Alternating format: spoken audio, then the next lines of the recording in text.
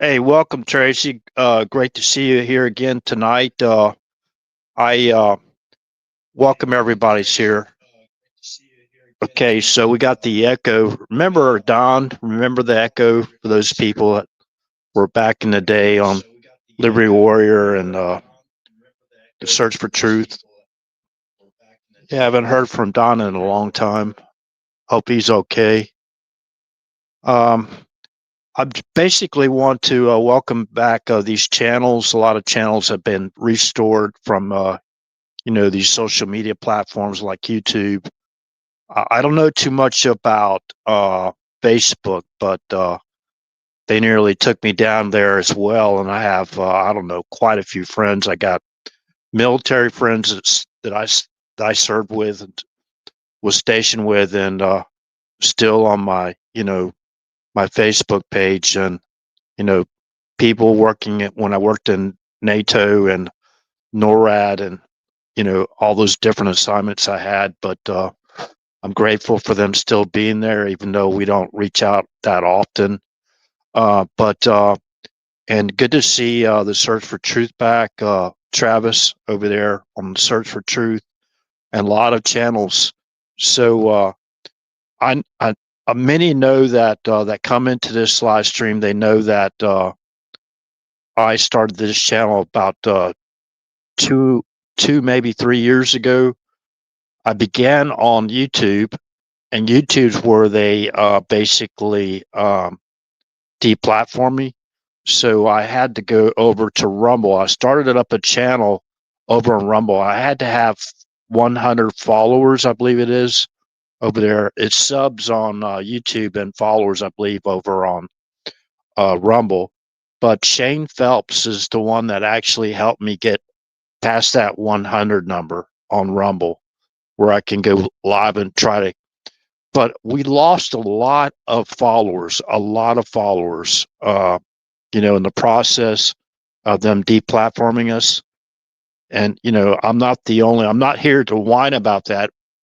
You know, maybe there's a good thing that came out of about that. But remember, just because they restored our channels doesn't mean the same people aren't still working behind the scenes.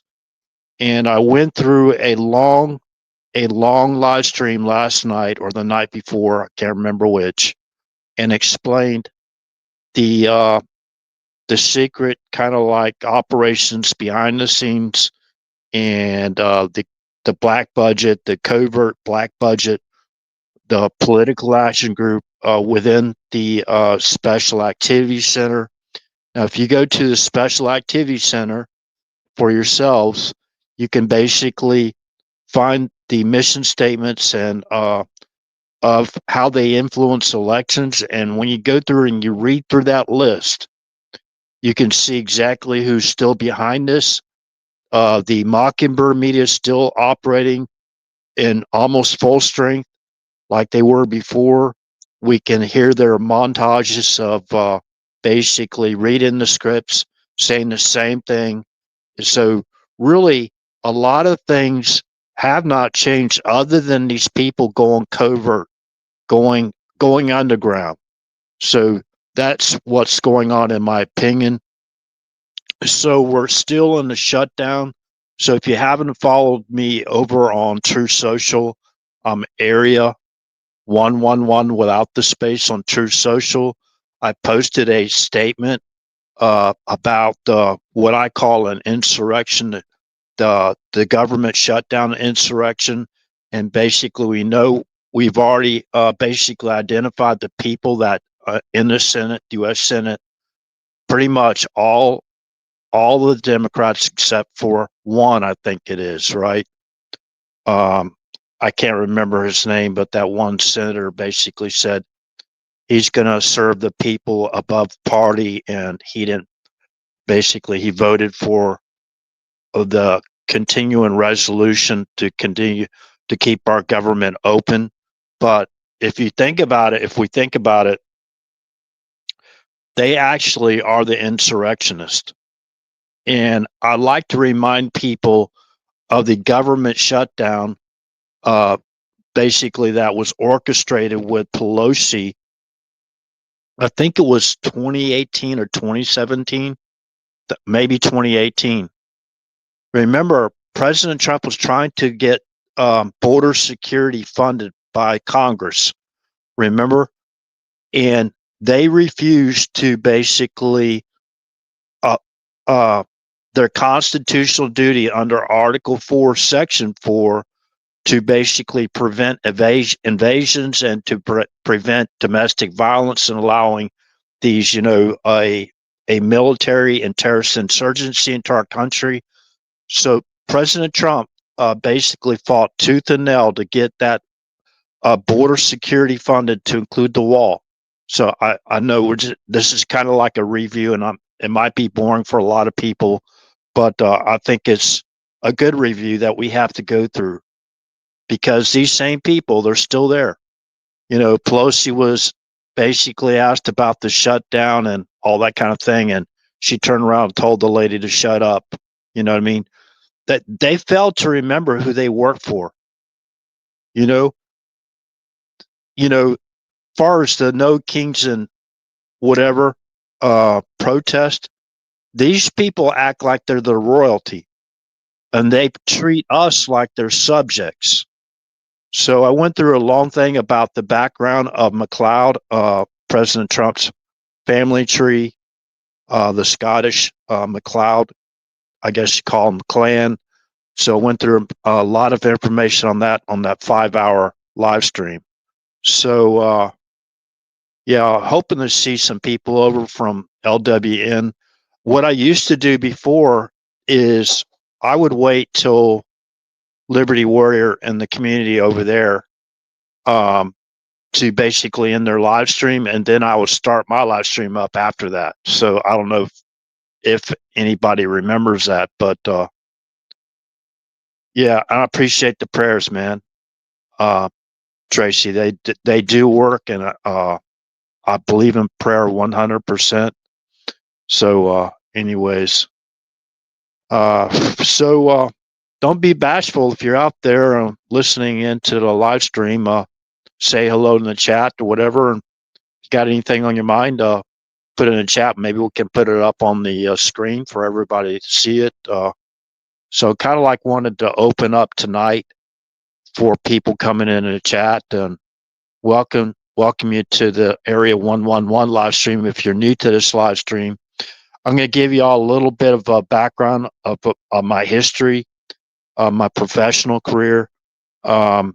So at the age of 17, I basically was called into my dad's office and basically asked me, well, what would you like to do?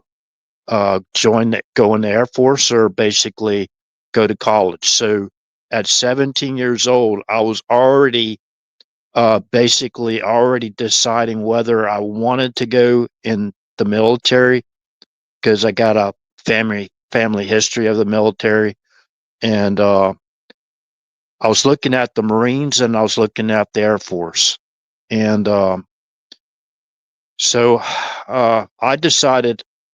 I told my dad I would like to go in the Air Force, and at 17 years old, I sit there and thought about school, right, going to college right after graduating from high school, and I sit there and thought about it, being a young, healthy, young Floridian man, right out of high school, graduated from high school, whatever, like last in my class or whatever. I, I I did it though, right? I did it. There's a long story behind that reason why I wasn't actually last, but I was pretty close to it. But I had a lot of cheers in the stands there at the Chamberlain High School football uh, field stands, or whatever.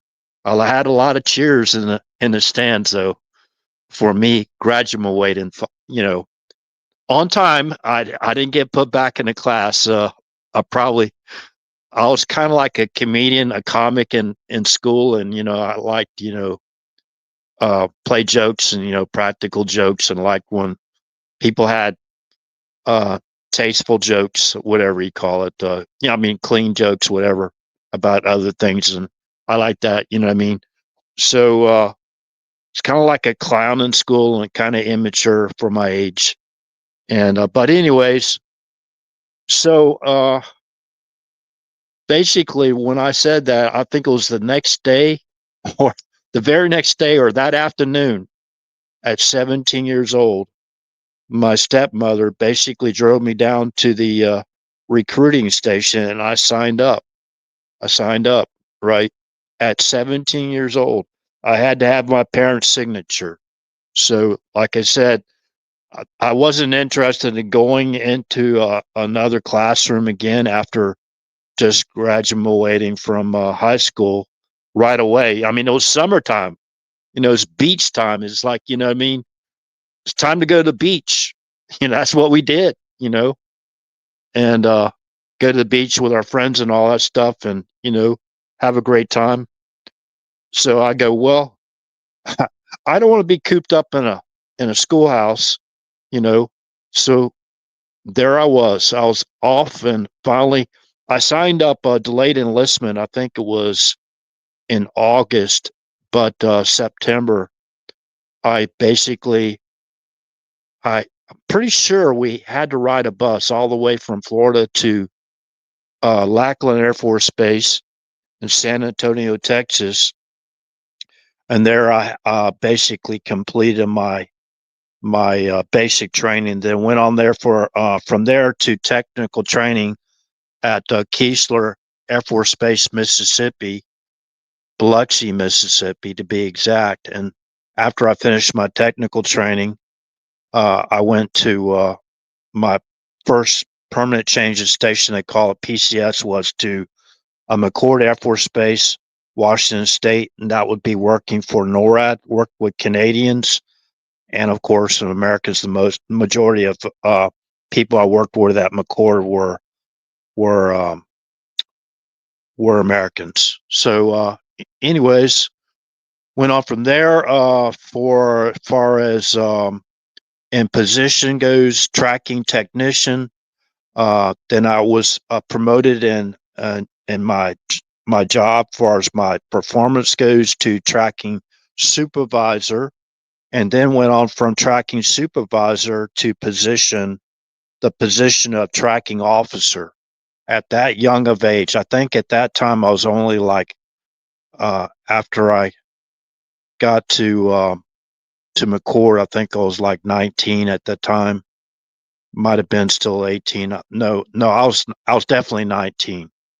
So, but it took me a little while to get to the tracking officer position qualification. So I got that under my belt, and so I like to talk about and like to hear about other people's military careers, that interest me, and people's civilian careers, especially, like, um, no matter what you do, I mean, the salt of the earth are the people that go out there and work every day and help make our country great again, So the contribution, if it wasn't for the American taxpayer, we wouldn't even have a military.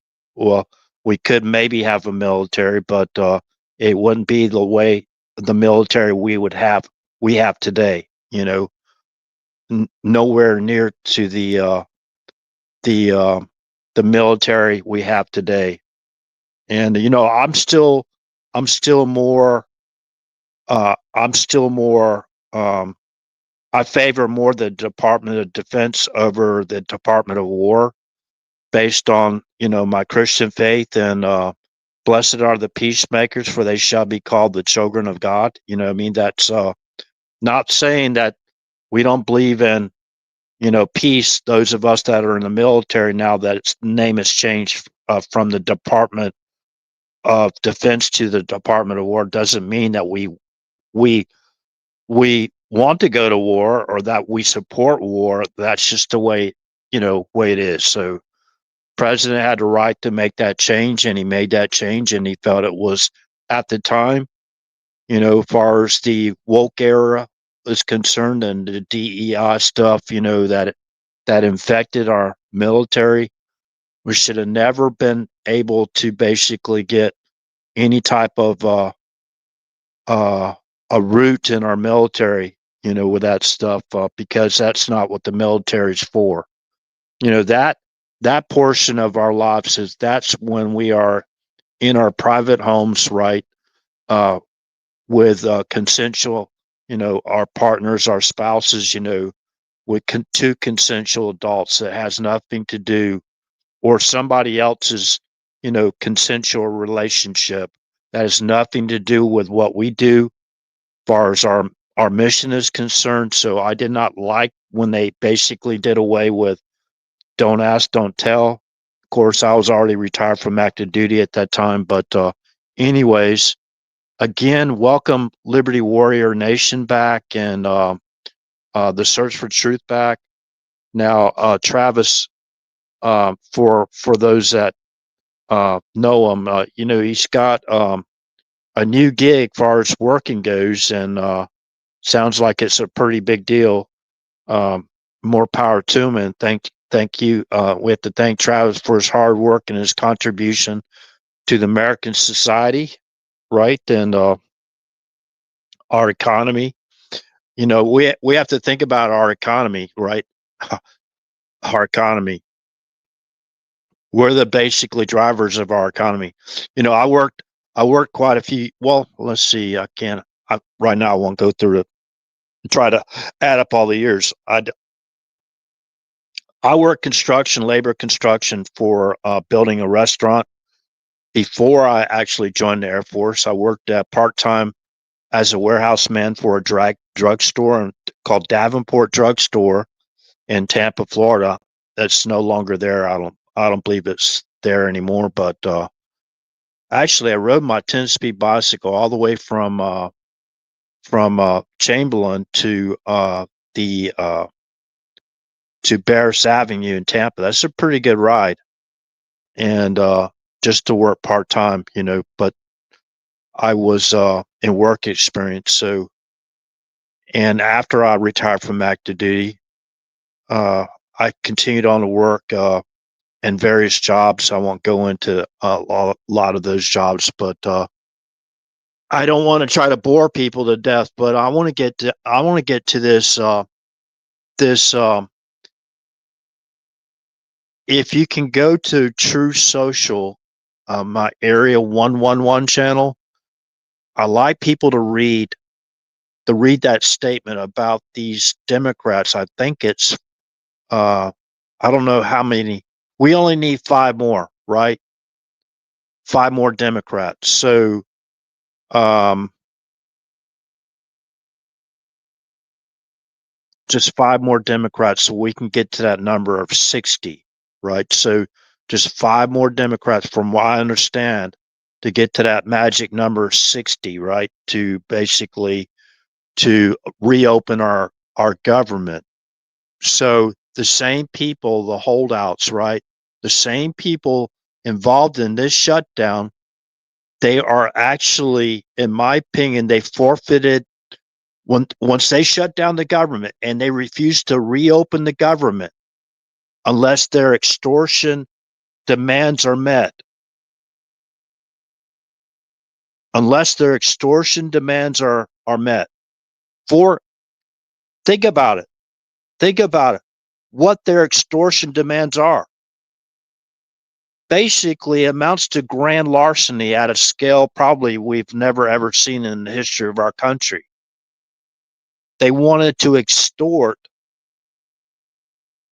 the American tax dollars to pay for basically theft for these stupid woke programs, DEI programs in countries, a lot of countries we never even heard of. And they want us to fund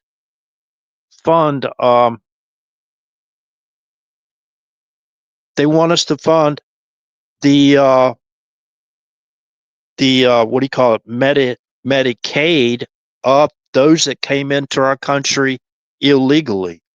So I've read this before multiple times, and I know it's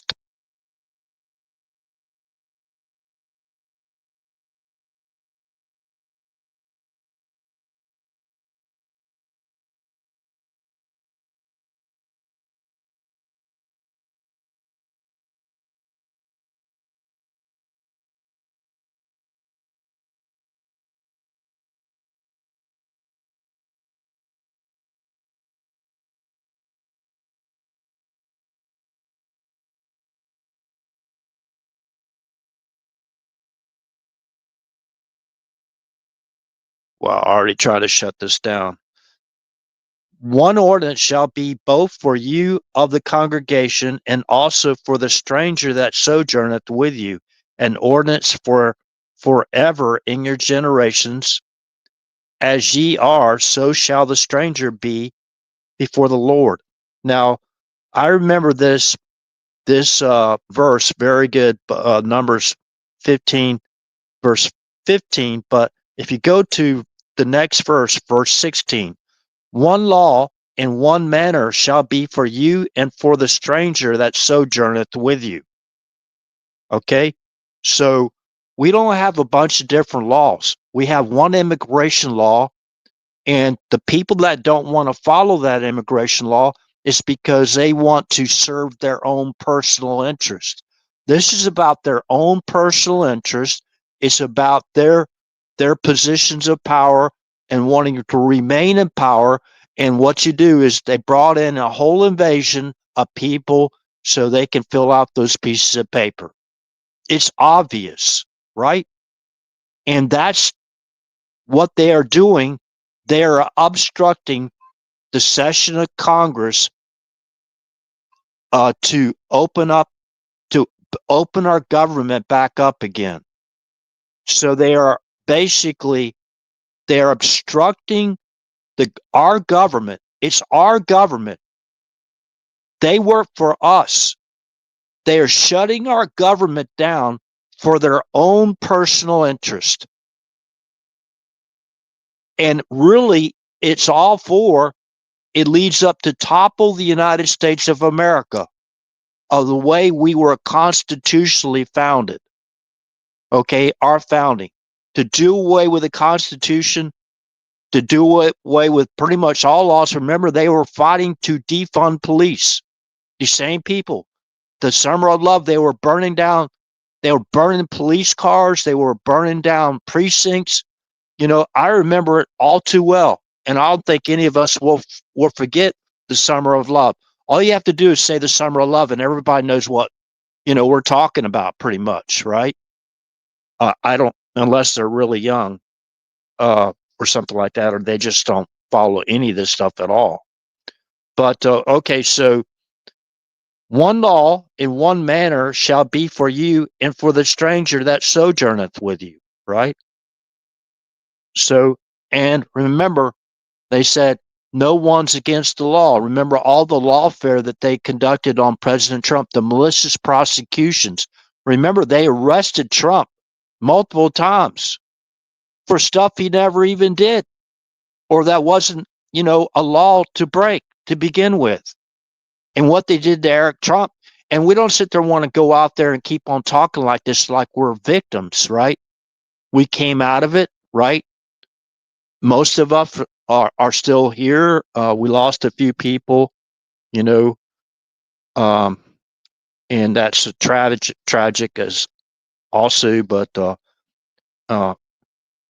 so, anyways, so one law, one manner shall be for you and for the stranger that sojourneth with you.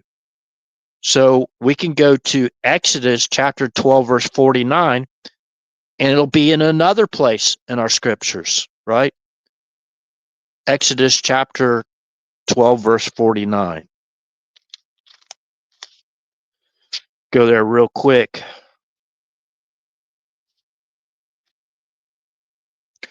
Okay, Exodus chapter 12, verse 49. One law shall be to him that is homeborn, and unto the stranger that sojourneth among you. Okay? So one law. We're not supposed to have two sets of laws, one for us and one for them, right?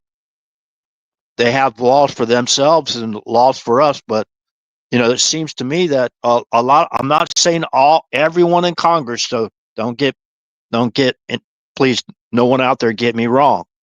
I'm just talking about the bad apples out there. So they are basically, they're doing this for leverage, right? They've already come out. There are two people, I think Schumer came out and another Democrat came out and said they're going to keep our government shut down for leverage. And you got a continuing resolution to continue to fund the government so it doesn't shut down. They are the insurrectionists. President Trump, if it goes much further, he can invoke, in my opinion, based on my statement I shared on True Social, also shared that statement on Facebook as well. But based on my statement and based on all the stuff I researched about them, they've done this before. And there's the CODEL right there, congressional delegation during a government shutdown. Remember I talked about this before? That's congressional delegation, Pelosi. That's a military cart, baggage cart, that they basically roll up. They roll that up to the plane, right? They load that on the conveyor belts and it goes inside the plane, right? And it's a military plane. And what are they doing here, in my opinion? Hey, trust but verify. Everyone's innocent until proven guilty in a court of law. I'm not saying anybody's doing here. This is just my opinion. I could be wrong. If anybody's in what do you call it? Low master or whatever, on one of these planes or whatever, any of these Air Force planes that basically fly them, they're going to fly them over to Afghanistan. Right. That was really kind of like a safe place back then, wasn't it? When they wanted to fly there. Remember, Biden didn't even come in yet. The old Biden third term was later, right? January 20th, began January 20th, 2021, right? So at that time, we were still fighting, and Trump was working with the Taliban, saying, hey, he had the name, right? I forget the name. I got your address, and he basically called out his address. I know where you live. And, remember all that. And they kind of like, well, they had to rethink some things, right? So anyways, yeah, so they were going to go into Afghanistan, flying, I believe, into a military base in Afghanistan, not a very safe place. And you know what we've been doing over there in Afghanistan all these years? I talked about these silver cachet cases, right? So you're looking at all these bags on this cart right here, this military cart to load. That's all Pelosi's bags. Hey, Ken, good to see you. Zoe, good to see you. Appreciate you being here again. So, yeah, look at this cart. I talked about, because I was stationed overseas 17 years and 10 months of my active duty time. And I was talking about, going through what do you call it? Going through customs, right? So I do believe this is a means for Congress to basically fly over there. And I'm not accusing everybody of doing this, but there people have done this in the past. We're talking about this foreign aid stuff going over there, all this war money to contractors and that stuff, and some of that money getting back in the same pockets of those who basically, these lawmakers that take these little trips, right? So in my opinion, they can circumvent customs, U.S. custom, by flying, basically ground transportation is taking them to what? Remember, this was during a government shutdown. They're gonna take this boondoggle to Afghanistan and Belgium, right? Where, in my opinion, at that time was they were going to meet up with not Shape Belgium, but remember NORAD. No, NATO headquarters is in Belgium, right? So I think they were going to go up there and meet with the NATO heads, right? Okay, so anyways, what's that other photograph I have? Savitar, right?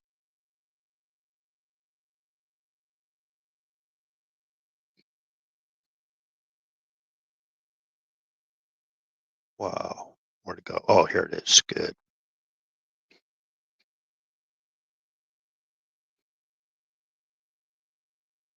Remember Adam Schiff? Pelosi was obviously going too. Adam Schiff was like on the bus. Remember?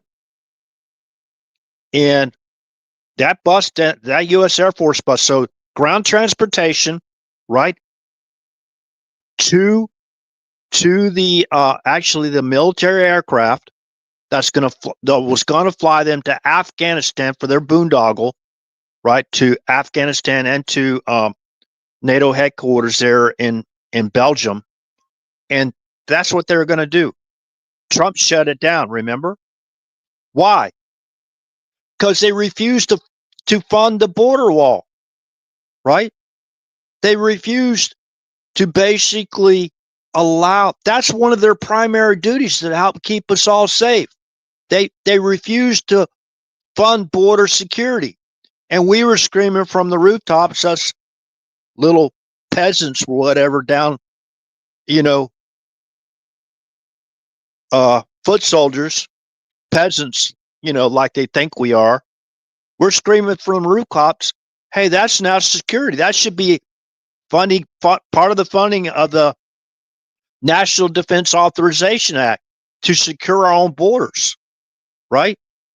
If we can't if our military can't secure our own borders, we're going to be in a whole lot of trouble. And believe me, local law enforcement and Border Patrol cannot do it all themselves. We have to work in partnership to secure our border, even now. There's still, remember, there's bad apples everywhere. Even those checkpoints were entry points into our country. I've heard a lot of stuff going on with there. I just saw somebody got arrested that was crooked, that was basically allowing these trucks to come in that had a lot of this stuff and, illegal, let's just say like drugs and stuff like that, right? So, bringing stuff across the border illegally and, paying off these people working at these checkpoints. So a lot of it still gets through. And then we got another border. Actually, we were being invaded for 4 years. They were basically invading all our borders, land, air, and sea. That actually the military took part in basically the invasion, if you will, because they were flying them in to air bases. And I don't know all the particulars of that. I'm not calling the military bad. I'm just saying, hey, that's not what we signed up for. We didn't sign up. We didn't give our oath. We gave our oath to support, defend the Constitution against all enemies, both foreign and domestic, have true faith and allegiance to the same, right? Not dual allegiances with other foreign countries, like people wear 2 flag lapel pins. They have the United States flag lapel pin. We got government officials that's supposed to be our representatives, right? Wearing 2 flag lapel pins. Remember wearing putting Ukraine flag right there in front of the speaker's, what do you call it, podium in Congress? Flying that hasn't support, defend the Constitution against all enemies, foreign and domestic, and have true faith and allegiance to the same, not others. Other countries are not the same. They don't have the Constitution like we do. Other countries aren't sworn to protect our Constitution. That's their oath. That's not their oath of office. We gotta kind of like get back to common sense. I'm not talking about people in this channel, on this our community. Yeah, there may be a few, that I don't blame them either. If they got a big family to take care of, they're working Some people out there working 2, maybe even 3 jobs, working 70, 80 hours a week, to make a living. You don't have time for all this stuff. You got time to go out and vote, maybe, and you take care of that, but you got too many responsibilities on your plate. I was like that for many years. Thank God I'm blessed now, but you know, if I look at a lot of people around the world struggling, I'm very blessed, and I'm thanking everybody, even people here that pay your taxes. That a lot of those taxes go to my retirement pension from the Air Force, right? If it wasn't for your American taxpayers, I wouldn't have a retirement. Where would a lot of us be? Where would all the people that are on Social Security be? So yeah, it just doesn't seem like I can um, break through this. Them throttling me back. I know they're still throttling me back, and you know, there's going to be some people out there on top. They're still in these positions to basically influence. I was just censored on Facebook just a few days ago, maybe about a week ago. I shared a photograph from Wall Street Journal. It wasn't graphic, there wasn't no, any injury you could see there or whatever. There was a couple fires in a compound. It was a Bin Laden compound. I was talking about Operation Neptune Spear, right? And they said it didn't support their terms of conditions of not to glorifying violence. I don't glorify violence by any means. I basically support national defense and self-defense 100%. Everybody's got a right to defend themselves. And it's like defamation. You know what I mean? I have family members on that social media platform. I got friends I've known for my entire life. Growing up as a kid, playing sports and, getting in fights and all that kind of stuff, yeah, we pretty much all did it, young men. And then, next thing you know, we're shaking hands and we're playing right next to each other, in sports or whatever, again, the next day or whatever. You know what I mean? It, as far as that goes, I mean, it's ridiculous.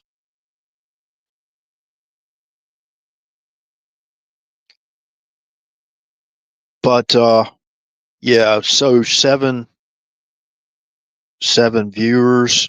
Let me check on Rumble real quick over there. Rumble.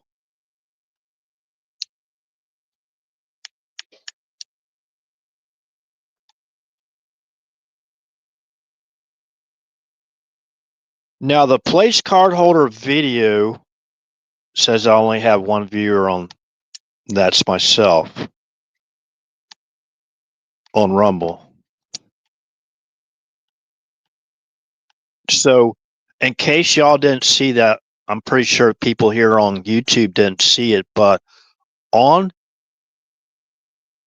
Rumble, I put a place card holder video, and that was Barack Obama. I think it was back in 2015, may have been 2014. I think it's more like 2015, or yeah, it could have been 2014. Well, Barack Obama, I think he was at what's that?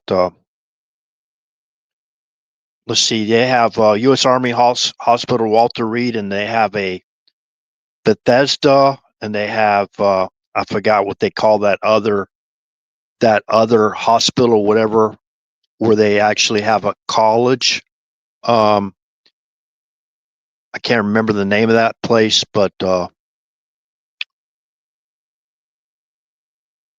if somebody can help me out there, it's not Bethesda. John Hopkins.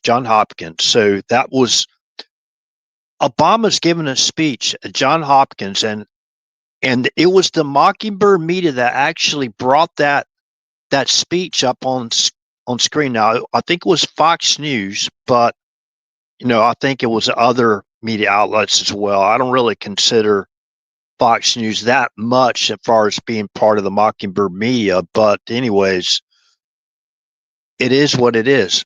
But Obama's out there soliciting for a global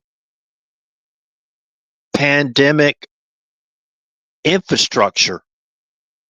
Barack Obama's out there soliciting for a global pandemic infrastructure. I want people to listen to that very, very closely. He's out there facilitating, soliciting for a global pandemic infrastructure. Now, remember, we go back to October 17th of 2019. CNN puts out a Moody study. It's an article in article form from top-level economists. The title of that article, this all ties in together. This all implicates people.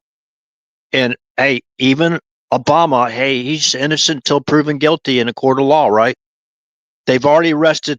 He's the former president of the United States. In my opinion, there are laws that he broke that he can answer for. So, you know what I mean? And so October 17th of 2019, again, CNN puts out a Moody study from top-level economists titled Democrats Need to Sharpen Their Attacks on the Trump Economy. Okay, so we knew one of those ways. We got hindsight 2020. We know what happened then, right? As far as the pieces of paper go, remember? So the very next day, they told us how they were going to sharpen their attacks on our economy. And we're going to basically mention the participants again. Two major participants in particular, I want people to focus on. The very next day, they told us how they were going to attack our economy. Remember, that's what they did to Trump. They tried to bankrupt him, shut down all his businesses. Remember? Letitia James, and she's out there like she's some social justice warrior. I can't even listen to that stuff anymore. I have to just change the channel, right? So the very next day, October 18th of 2019, they held the event 201. The 0 actually has a globe. So event, in my opinion, the 2-1 represents Agenda 21. What was coming up? Who basically filled that position in 21, beginning January 20th of 2021? Who put together the global pandemic infrastructure covertly? The old Biden administration started their third term, and they started their Agenda 21. And during that whole time, they were trying to falsely imprison President Trump to permanently silence him. These are facts, people. These are facts. And after the basically the deplatforming, a lot of people in our community, a lot of individuals missed this information. Some of them, before they were deplatformed, had this information even before I began talking about it, right? But anyways, the very next day at event 201, global pandemic exercise, they had two main participants. Now, we're going to talk about Avril Haines. Now, Avril Haines was in that meeting on December 9th.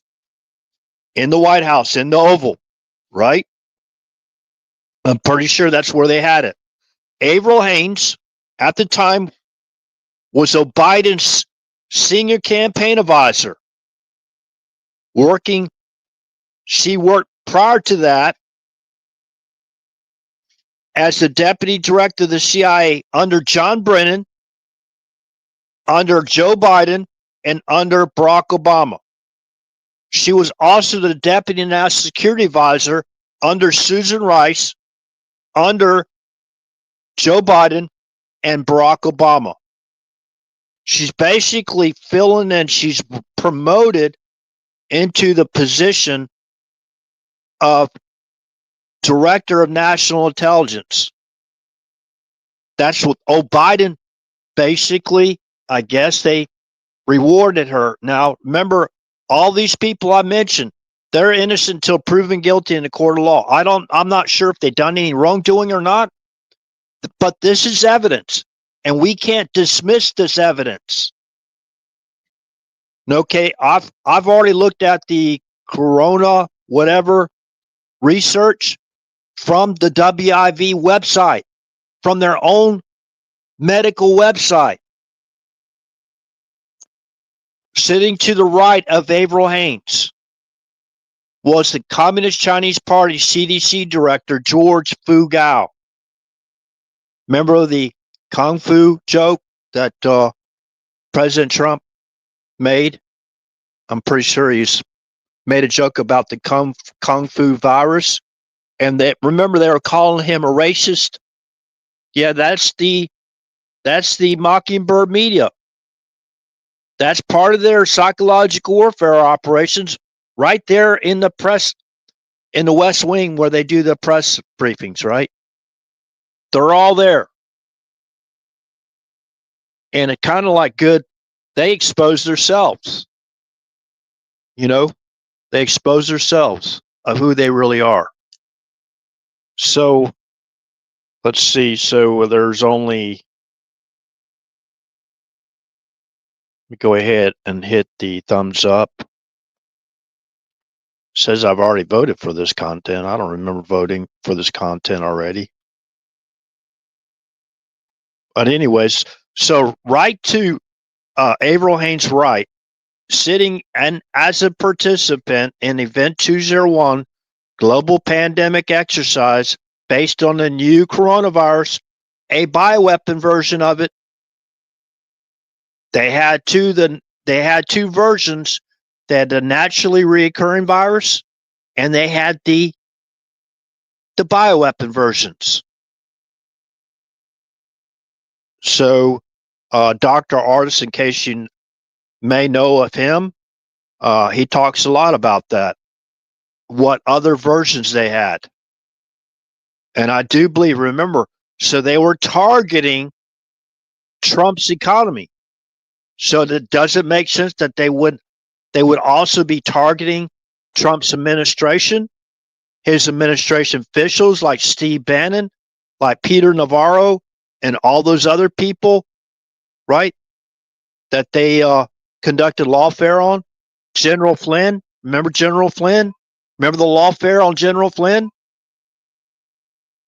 And there's still a lot of stuff that hadn't come out basically with General Flynn. And I wasn't read into presidential findings, whatever. I wasn't given any type of, in the briefing, presidential briefings. I wasn't in there. So this is information that RH is anybody else can get out there, they can find out there in the public domain. And don't blame us if we basically researched it and found it. Don't blame us. For those that are basically acting corruptly in our government, don't blame us. Blame your own. Blame your own team.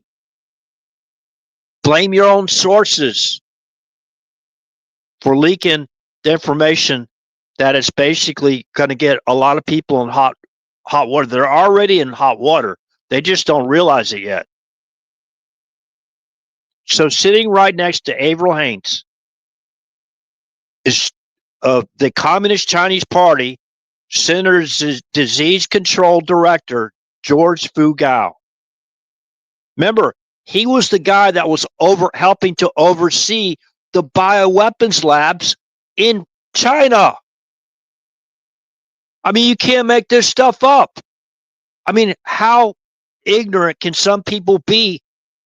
And I don't know. Maybe I shouldn't be judging people like that, because maybe I just have a whole lot more time available to myself now that I'm retired, right? Retired and sometimes retarded. I admit it, so whatever.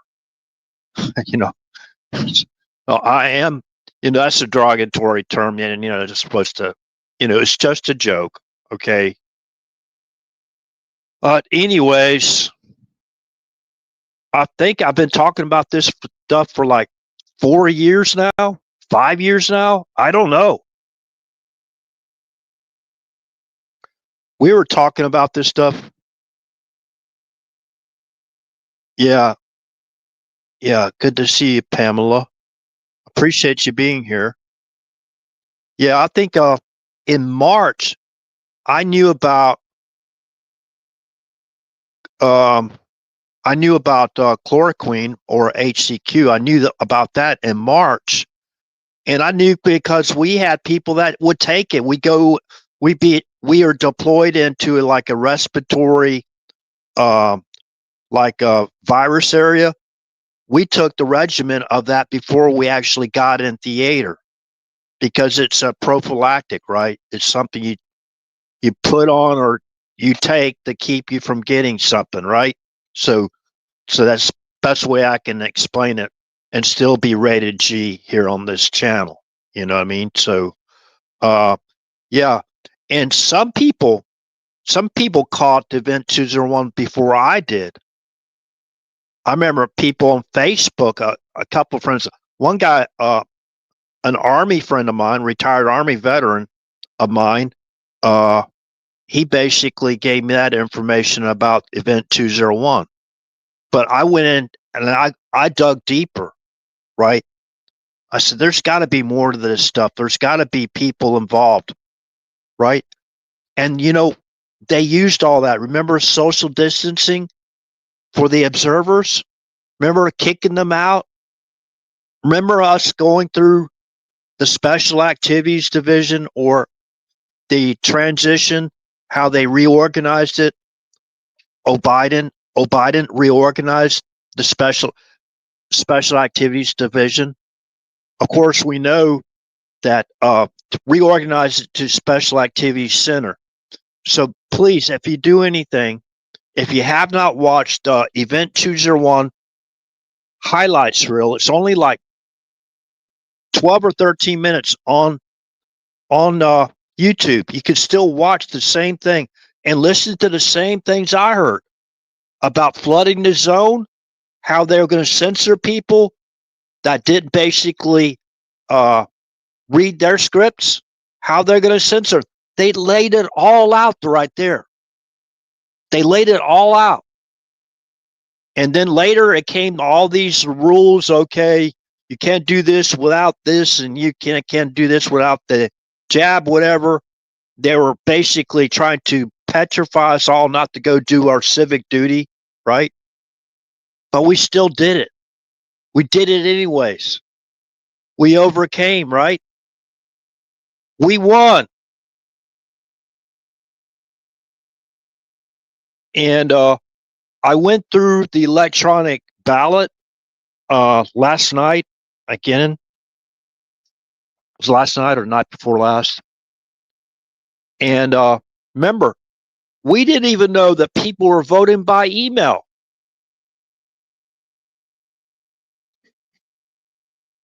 We had swing states that were allowed to vote by email. You get a blank ballot online, right?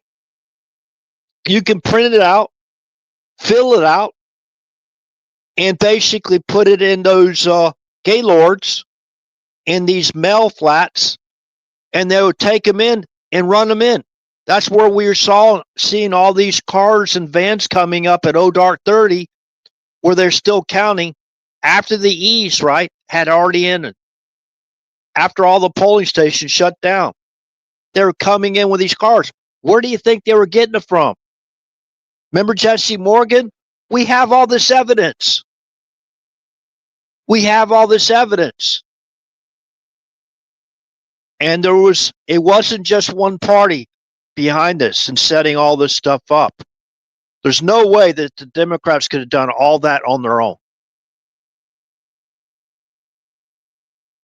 You still have people, in my opinion, working directly with President Trump that were involved in this. The co-conspirators to overthrow the United States of America or overthrow our government. And that's what they're trying to do right now. They have effectively overthrown our government. Our government. They work for us in this government shutdown. They have successfully shut down our government. You know, and people wonder why sometimes this turns into a live scream instead of a live stream, right? People wonder because we've been shouting, many of us in this community have been shouting this for years and still no accountability. This is a lot more than, you know, some little misdemeanor or whatever for trespassing. This is a lot worse.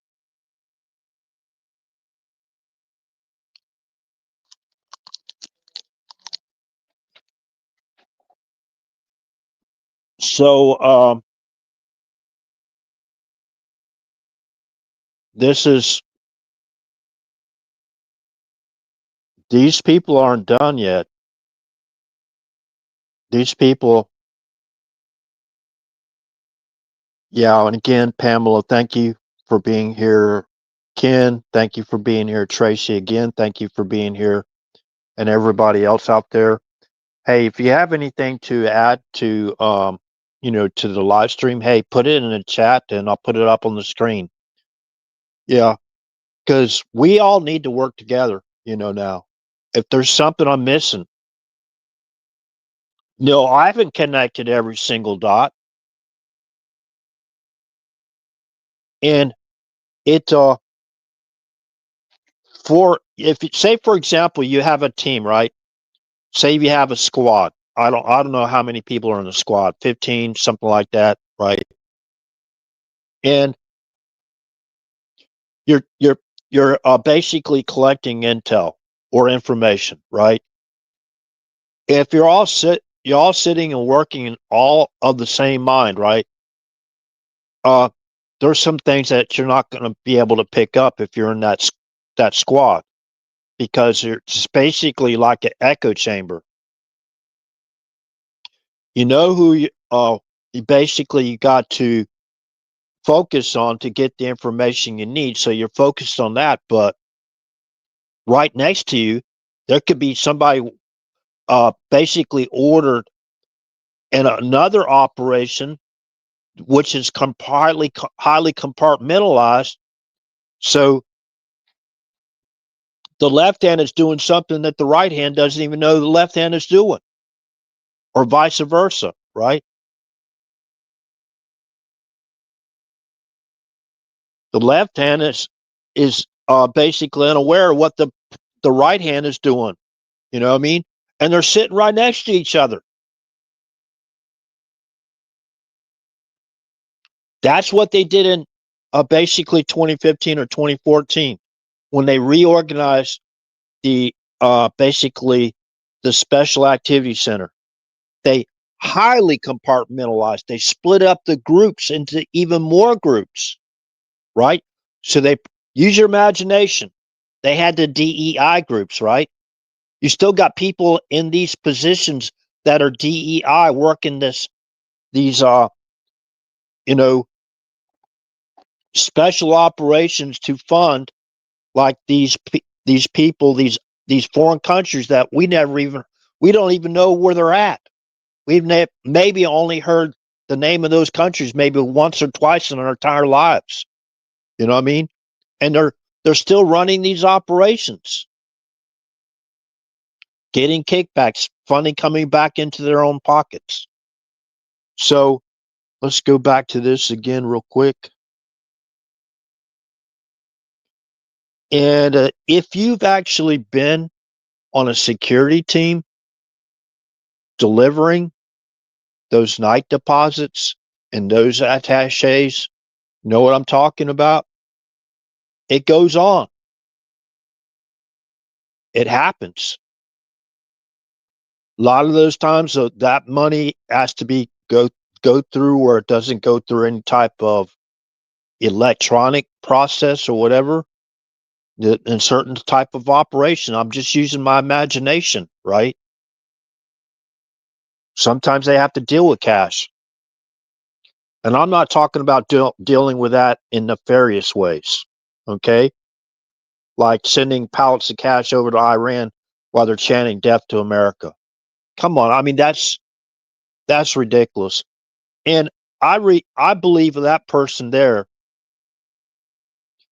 probably will never be held accountable for anything because of his skin tan, by the way, because there's another set of laws for him specifically.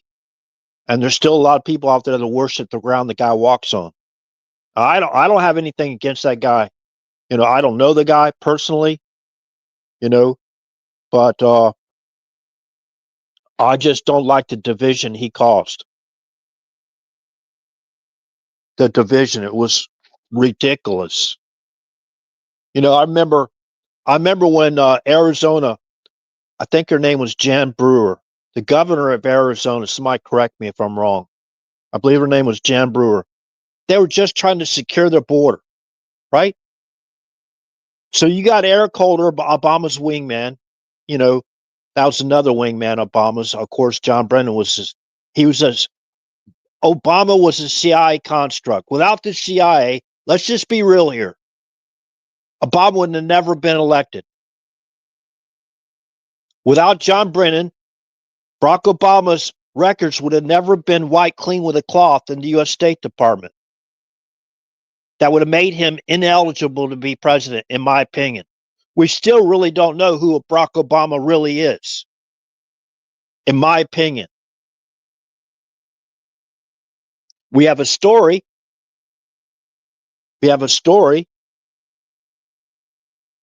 Just like all the stories they told about President Trump that weren't true, right? It's the same thing, just a different person they're telling stories about. So John Brennan was the president of the Analysis Corporation, responsible for the security of the U.S. State Department when Obama's official records were breached. They made a mistake. They got in there. They took out. They purged a lot of Obama's records. Right, his official records. What they left off, they purged one side of a document, but they forgot to purge the back side of the document because it had the name Sobarka on it. Then it got us going down another rabbit trail about Sobarka and the ties to his mom, ties to the Ford, covert operations and all that stuff. Obama's grandmother. I mean, we don't, but nothing ever happened of all that stuff. To this day, Barack Obama's records are still sealed. But look what they did to President Trump. I believe, for as far as national security goes, I believe that Trump should unseal Obama's records. We want to be forthcoming. We need our government to be forthcoming with us, or they're not our government. They're a foreign influenced entity and working for themselves, maintaining the status quo that we're still fighting, that has destroyed our financial sovereignty and our national sovereignty, our own country's sovereignty. That's what the invasion was. I mean, these are allegations, right? But how many people know them to be true? Is there any mistakes in there? If there's any mistakes, please put it in the chat. I'll make the necessary corrections. Listen, I'm not being condescending to people that are here. I'm not lecturing people that are here. We're supposed to be all of this together, and we can't fight this evil unless we all stand together as one.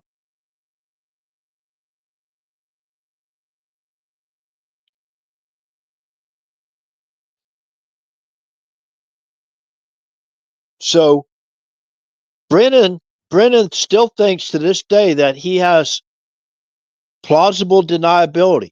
He has authorization to implement plausible deniability. But when you are tied to a broader criminal conspiracy to overthrow the United States of America, right? You went in there, in my opinion, he did this. He went in there, he directed the purging of Obama's official records so he could be eligible. So Barack Obama is an intelligence construct. He was an intelligence construct. And we don't want to go back and basically go all the way back to where Obama was born and all this stuff. He's already done the damage. They've already put together. Remember he's working pretty much for working with Acorn. Remember, CNN put out an article where they got caught making thousands of fraudulent election registrations, thousands of them.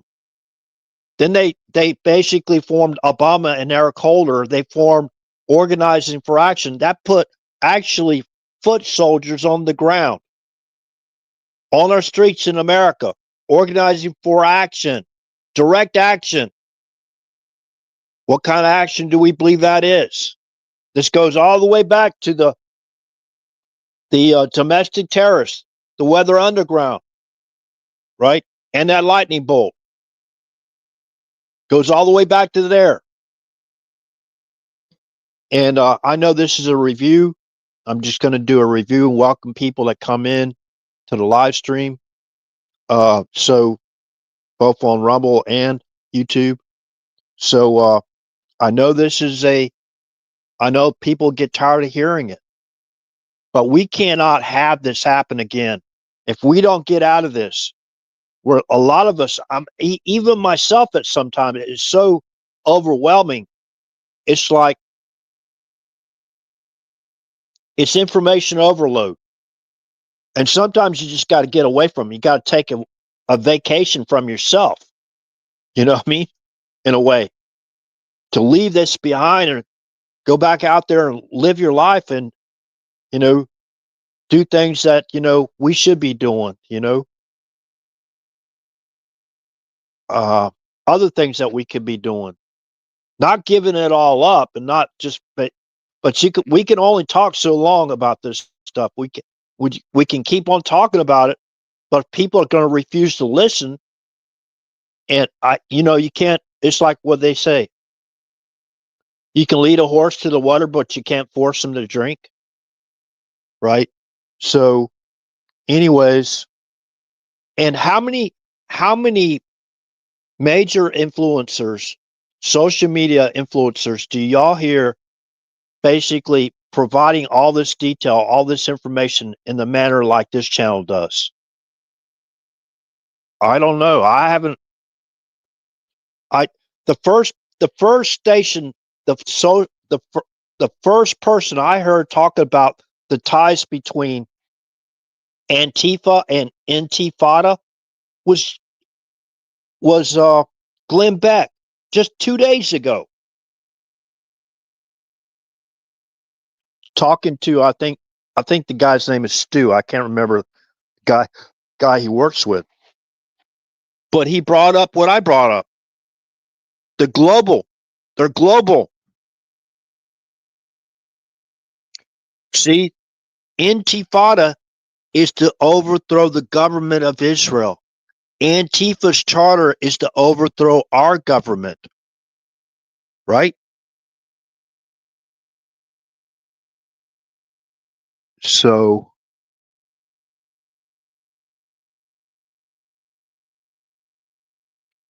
yeah, I just heard that on Glenn Beck just a few days ago. He was going through the list of those funding the No Kings protest, and who's funding these organizations like Antifa, right? And Intifada. Those are tied with the from the river to the sea, folks. Remember, from Jordan to the Mediterranean, right? Wait a minute, hold on a second. Am I right here?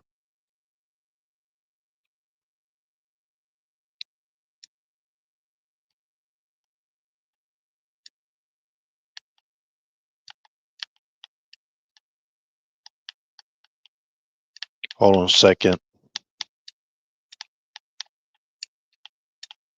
Fact checking myself real quick, because that would be crazy if I made that kind of mistake.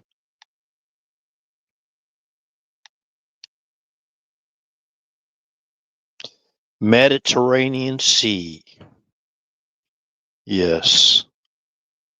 I had to be sure. Now, if I made that mistake, now that's crazy. As far as knowing all these maps, like let's see, the maps of antiquity, right? So that's going to be up on the avatar, the next one. So let's go back to Rumble. I'm gonna have to refresh every time I go out of there. So remember, there was two kingdoms, and there was a joint kingdom Israel and Judah, right? And you see Jerusalem in that pink area. That's the kingdom of Judah. Was there a kingdom of Palestine? No, there was never. That was a construct. See the Gaza, right? The red. You have a Philistine city, right? Gaza's in there. So that's all it was. There was no kingdom. There was no Palestinian kingdom, right? So maybe that's why they're calling it no kings, or they're out there fighting for no kings, right? And of course, the king of all kings, they're fighting. Definitely, some of them are fighting, thinking they're fighting him, but not going to go too well. So, anyways, let's see here.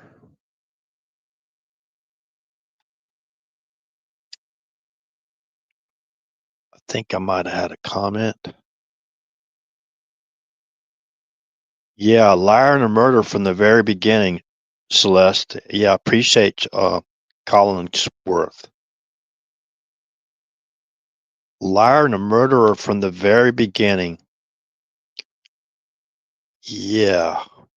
So I don't think I basically fully exposed the Analysis Corporation, but I'm going to go in there and talk about this again because it's very important, part of our history, how this was orchestrated from the very beginning, right?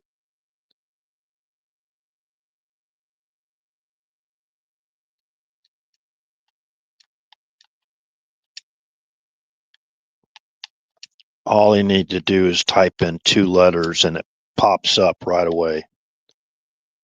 Okay, let's read this. This is how Barack Obama got into power. These are the people that were conducting, in my opinion, the watch list on Trump administration officials. These were people, I think, that well, they were definitely the people, in my opinion. Now, this is just my opinion. Let's just go. This is just my opinion. So to follow along, you can go do a Google search and type in the Analysis Corporation or TAC, right? The Analysis Corporation, and its short version is TAC. Was a national. See how it says was. You know what they do whenever they're exposed? If they're exposed, I'm not saying this is why they changed the name. They just changed the name and they move their headquarters locations like a shell game, right? So the Nous Corporation was a national security and counterterrorism company from 1990 to 2012. It supported national watch listing activities. What are you doing watch listing? You conduct surveillance. That's what watch listing is, right? As well as other counterterrorism requirements. Let's go to the Burisma International Holdings, the basically the energy group in Ukraine. Remember, Hunter Biden was on that board, was getting all that money. He didn't do anything. Remember who else was on that board? Cofer Black. Remember him? He was also on the board of Burisma. He was the former CIA director of counterterrorism. So the Analysis Corporation TAC, a national security and counterterrorism company from 1990 to 2012. It supported national watch listing activities as well as other counterterrorism requirements. TAC was founded in 1990. I won't go through all of this by Cecilia Hayes, previous owner and partner in Analytic Methods Inc., and current owner of TAC Commercial Services and Nations Home Group. In 2004, TAC was purchased by SFA and maintained as a wholly owned subsidiary. Ms. Hayes remained president of TAC into 2005. That's when John Brennan took over. In November 2005, John O. Brennan was appointed president and CEO of TAC. Mr. Brennan was the former interim director of the National Counterterrorism Center and a 25-year veteran of the CIA. That's John Brennan. Remember? In January 2009, Brennan was selected by President Obama to serve in his administration as Homeland Security Advisor and Deputy National Security Advisor. Remember? Who took over the Deputy National Security Advisor position? That would later be Avril Haines. Remember that? For counterterrorism. Due to his strong ties to TAC, he required a special ethics waiver in order to lead the investigation into the intelligence failures surrounding the underwear bomber terrorist attack. In March 2013, Brennan was appointed director of the Central Intelligence Agency. Okay. Go down here. Cooperation. Hold on a second. Following Brenner's departure in October 2008 as advisor to then presidential candidate Barack Obama, Alexander Drew became the acting president of TAC. Drew was named president in January 2009 and remained through February 2012, when TAC was dissolved and assimilated into Sotera Defense Solutions, formerly SFA, Global Strategies Group, and GTEC. Okay. GTEC's Intelligence Solutions business. Remember, they changed their name, the Analysis Corporation, basically to GTEC, right? GTEC's Intelligence Solution business which is staffed by other former senior officials from the intelligence community, operates within almost every entity in the intelligence community, including the U.S. Department of State, Department of Homeland Security, Federal Bureau of Investigation, and Defense Intelligence Agency. Remember who else was director of the Defense Intelligence Agency? That would be Mike Flynn, General Flynn. Remember him? Okay, so now in 2007, we're going back to the Analysis Corporation. 2007, the Analysis Corporation received $30.6 million in government contracts. In 2008, they received $19.5 million in government contracts. Now, here's the payoff. Here's the payoff for their, in my opinion, of John Brennan's basically helping to get Obama into the White House. In 2009, under the Biden administration, let's just say Obama at that time, the Analysis Corporation received $150 million in government contracts. We don't think Barack Obama did not reward John Brennan and the Analysis Corporation for putting him in that White House. If that's kind of like, it would be logical, even if that wasn't the truth, the whole truth and nothing but the truth, right? So help us God.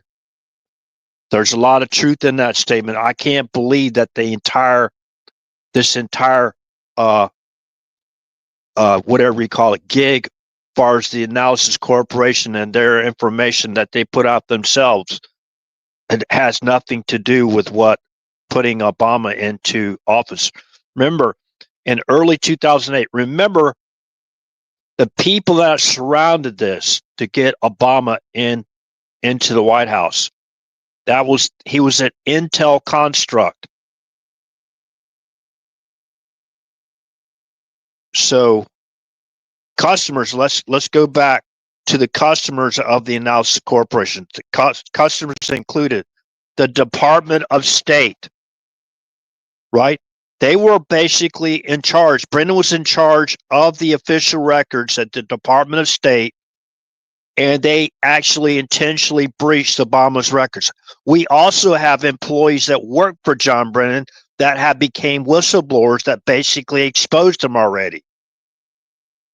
So customers of the Analysis Corporation included the Department of State, National Targeting Center, Defense Intelligence Agency, National Security Agency, Office of Naval Intelligence, NCTC, TSC, and the FBI. Now remember, we talked about the Western Kingdom or the Western Empire. The what do you call it? What do they call that guy? We talked about that. His Excellency, also known as what is he also called? He's king, the king there, right? The king. See, they're working directly with also outsourcing, since the NSA was basically running RAF Menwith Hill, the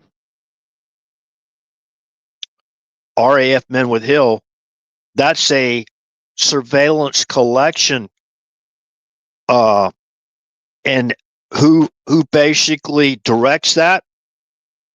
The king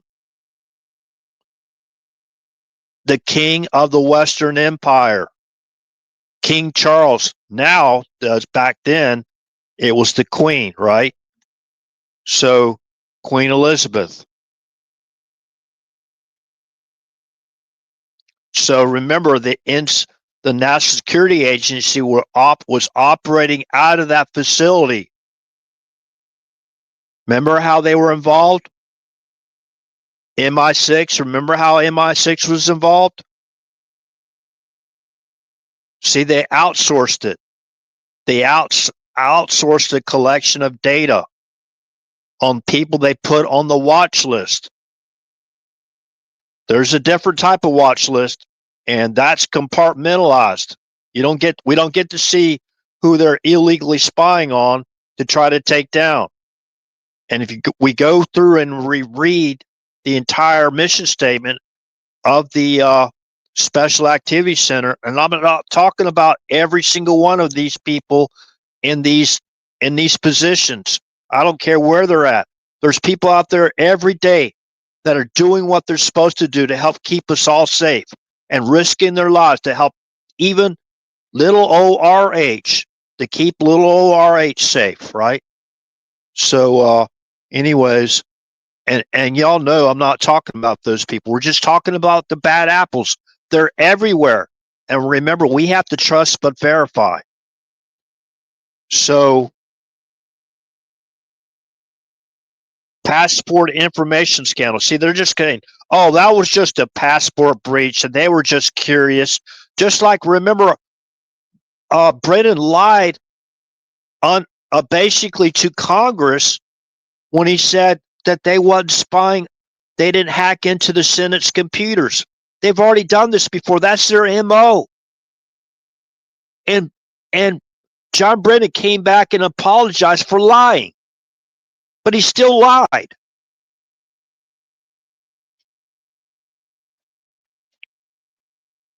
So, I mean, this is like low-hanging fruit.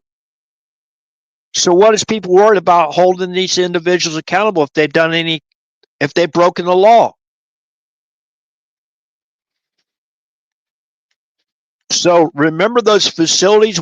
Let's roll back to all those facilities overseas I was talking about last night. There's over 700 military bases overseas. We have U.S. embassies overseas. We have ambassadors, U.S. ambassadors to all these countries overseas. They got all their staff there.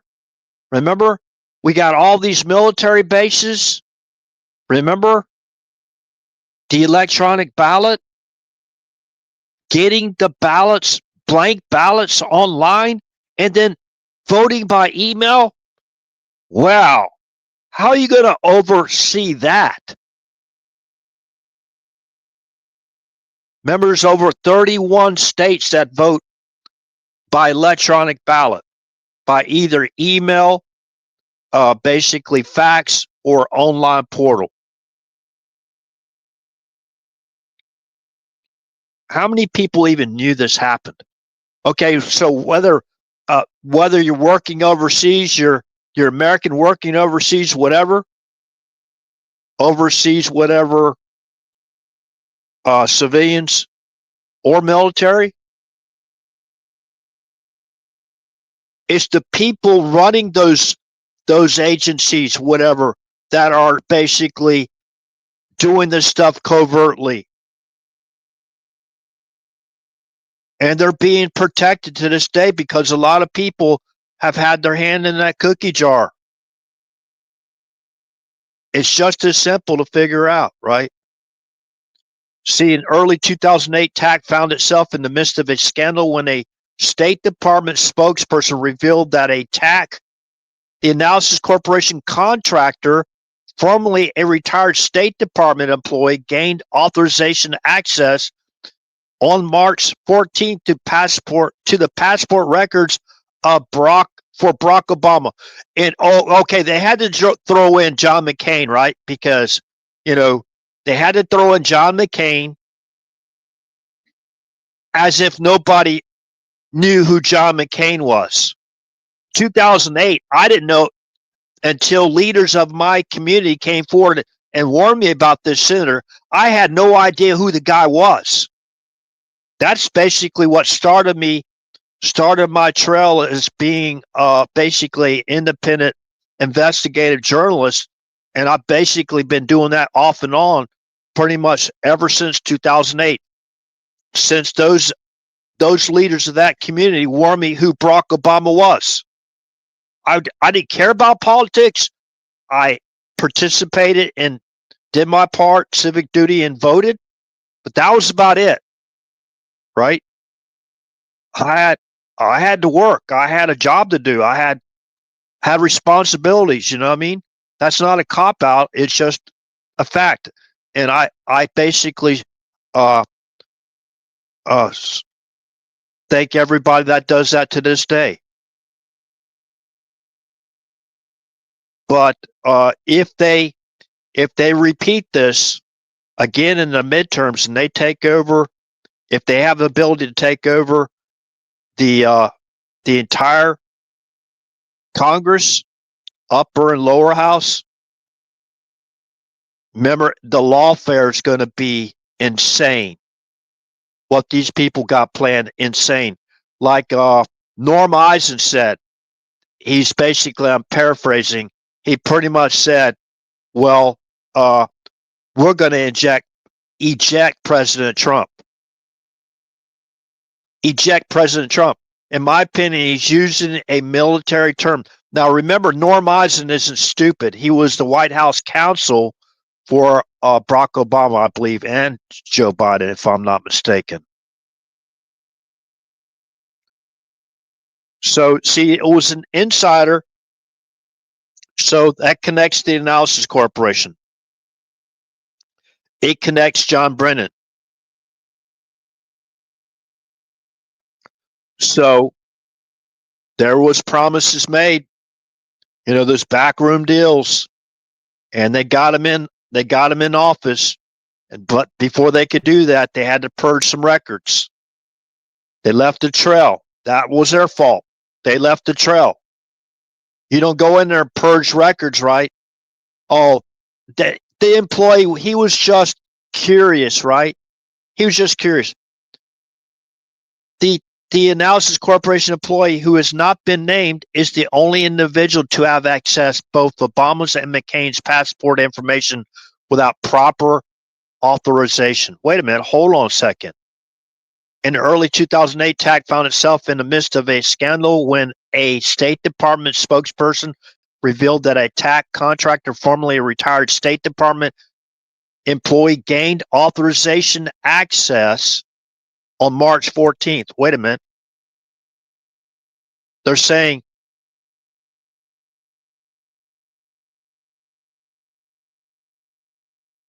the TAC employee who has not been named is the only individual to have access both Obama's and McCain's passport information without proper authorization. Well, who gave him access? He gained unauthorized access. Who gave him that access? Doesn't matter who authorized it. He was given access, or he wouldn't have been able to get in there to begin with.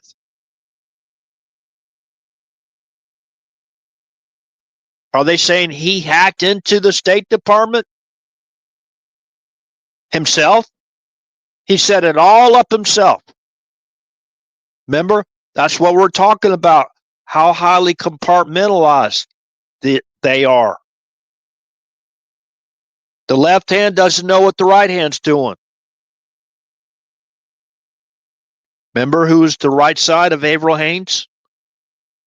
Who was the left side of the CCP CDC director, George Fugao?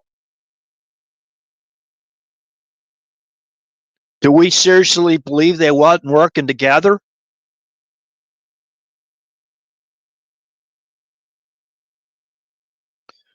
I heard a rumor that they basically one of the richest families on the planet basically paid reparations for our injuries. I don't know where any of us has been getting any of that reparation money, but there's a lot of us that lost loved ones and are injured due to certain things. I won't go much further into that. TAC strongly disavowed the employee's actions in a subsequent press release. Right? Strongly disavowed. Oh, we didn't have anything to do with it. Really? We already have a whistleblower that worked for Brennan. You know, Patrick Berge, his former, remember his spouse? Something like Tory says, right? Shadowgate.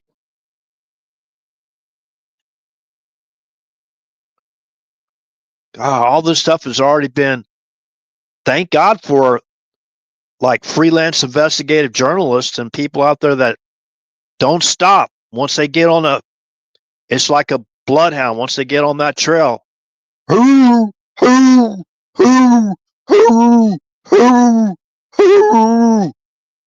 They won't get off that trail till they got the information.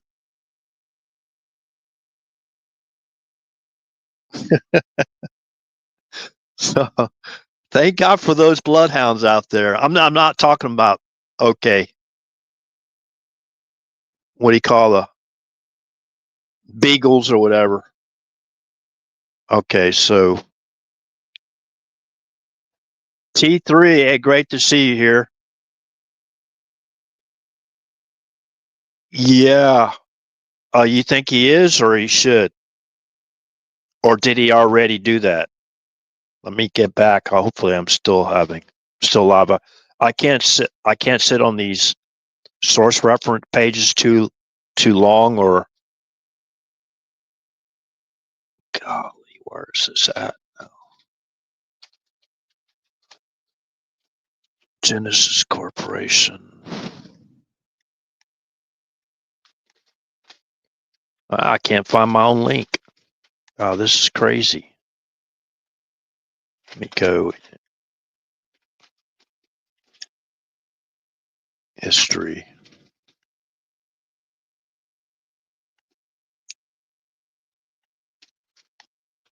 Okay, so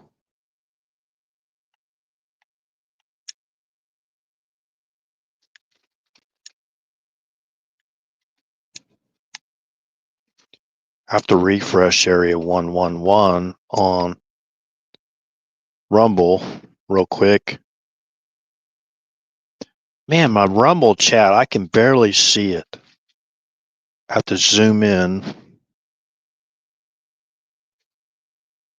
Yeah, good to see you here, T3. And yeah, like the title says, Memories Welcome Back, LWN, Search for Truth, and other channels. So let's change up the avatar real quick again.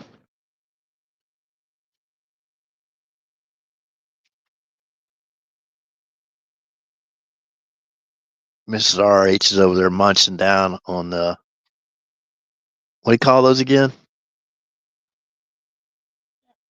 Chex Mix, right?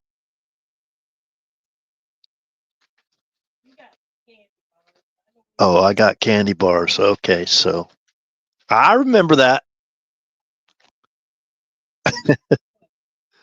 So I have Twix.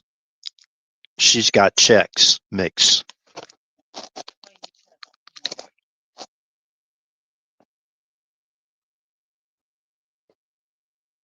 Okay, so yeah, we can't forget this. And there was a list out there. Did anybody here ever see that list of how many people working for Trump actually succumbed to that, whatever it was? Yachu, remember? I think I counted like 15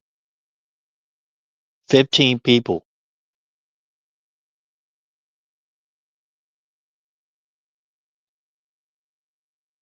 Oh, T3, if you don't mind, if you go over to the Truth Social, if you're signed up over there, go to my profile, area 111, and look at that statement I wrote about the government shutdown. As far as that being an insurrection, Think about it. They shut down our entire government and to try to extort the American taxpayer for their grand larceny. That's basically what it is. They're trying to extort the American taxpayer and the Republicans that voted to open up, they voted for the CR, the clean resolution, whatever, continue resolution to keep our government open. This is getting really sick now. They're getting close to where people aren't even going to get their paycheck. And with inflation's coming down a little bit, right? Gas prices are coming down. I think nationwide, they just announced that it went below $3 a gallon for regular gas. But let's see here. Okay, so that's event 201. Avril Haines, remember she was in that meeting December 9th. Remember she was rewarded to the position of Director of National Intelligence, right? To her right, you can see that guy with glasses. I'll bring him up.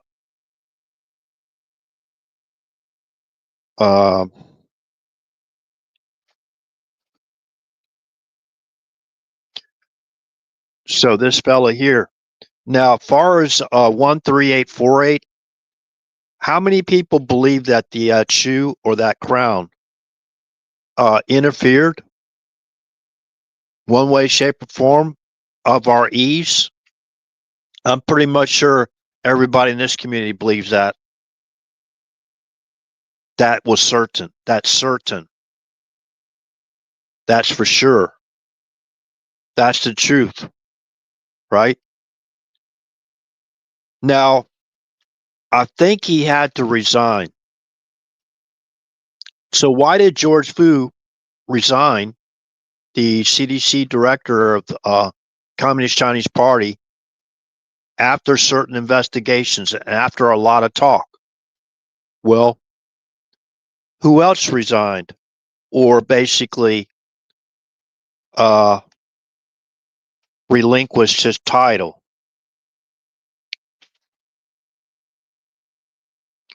Let's see here.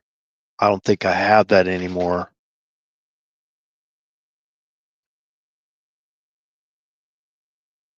Right here. That's a certain prince, remember? And the avatar photograph that's coming up next. He basically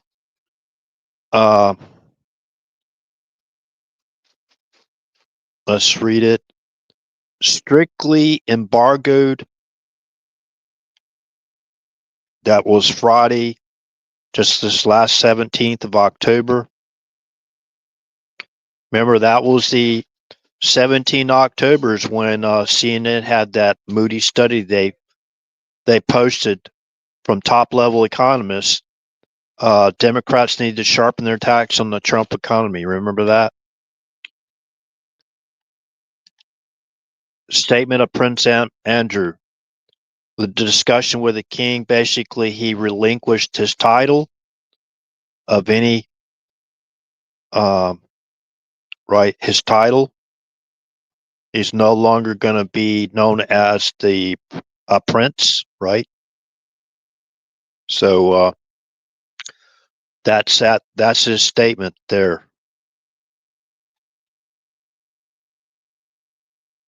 Okay. Go back now and switch it out.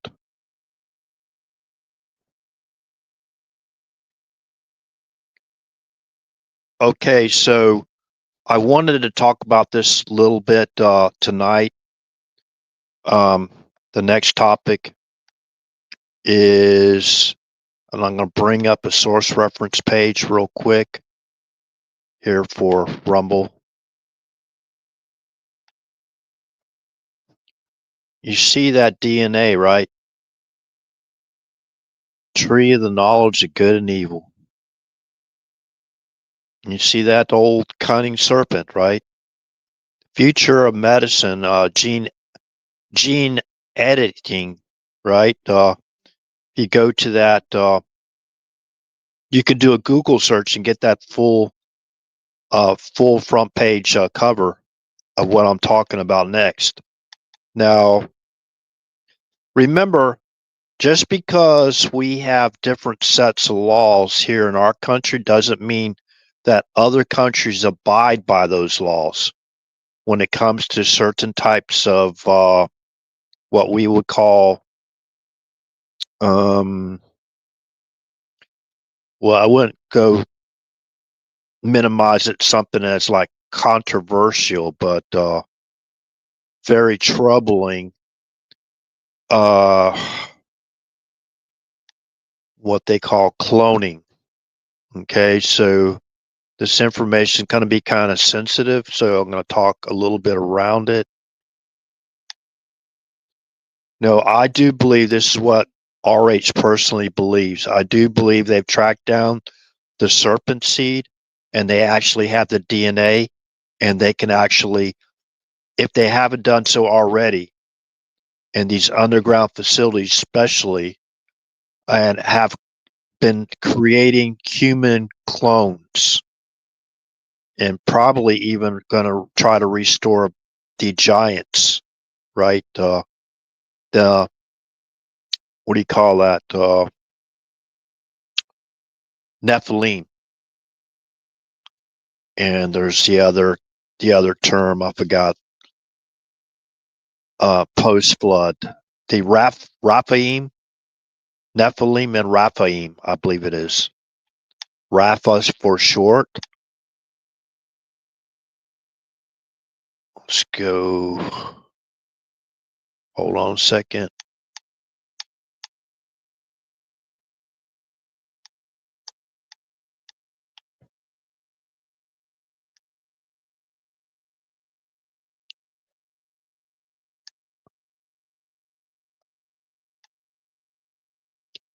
Remember, these archaeologists have dug up all these bones. It goes back even to the Kush, uh, the pharaohs of Kush. Remember the Kushites? They've got all those. They got all. They've been digging up these graveyards and all that kind of thing. So they have the bones. They have the DNA, right? Yeah, yeah. I mean, they just kind of like they telegraph it, Spark, don't they? Yeah.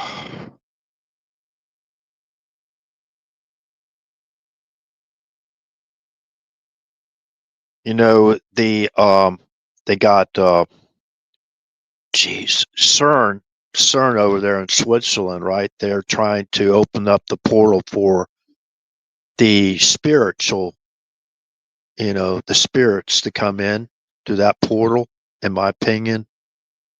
And on the ground, in my opinion, they're already started to clone like their army, right? The serpent seed army. So okay, so I just found this. Now this has already happened, right? I think it was Dolly the sheep. That was during the President Clinton administration. They came out and they just basically told everybody, "Oh, it was Dolly the sheep." A mammal that was cloned, right? Successfully. Now this was 81-year-old man sentenced to prison for cloning giant. Okay. This is CBS. Okay, we can go to AP News. Montana man gets 6 months in prison for cloning. This was just in 2024. Montana rancher who created giant. Okay, so what were the Nephilim? I know we're talking about sheep here, but it's the same subject. It's the same category. Remember, this is in our country. Remember, all these other countries and these leaders in these other countries, they're doing stuff, playing with stuff they shouldn't be playing with. And guess what? just like the surveillance outsourcing of Trump associates, Trump administration officials, or people that were campaigning with Trump to basically work with Trump. They were spying on them all the way back to 2015, in my opinion, illegally spying on them. So, anyways, these people, let's say, okay, so let me go ahead and read it. An 81-year-old Montana man was sentenced Monday to 6 months in federal prison for illegally using tissue and testicles from large sheep hunted in Central Asia and the U.S. to create hybrid sheep for captive trophy hunting in Texas and Minnesota. Okay. So they already back in, I think it was 91 under Clinton. Let me type in Dolly, the cloned sheep, right? Let's go back over this.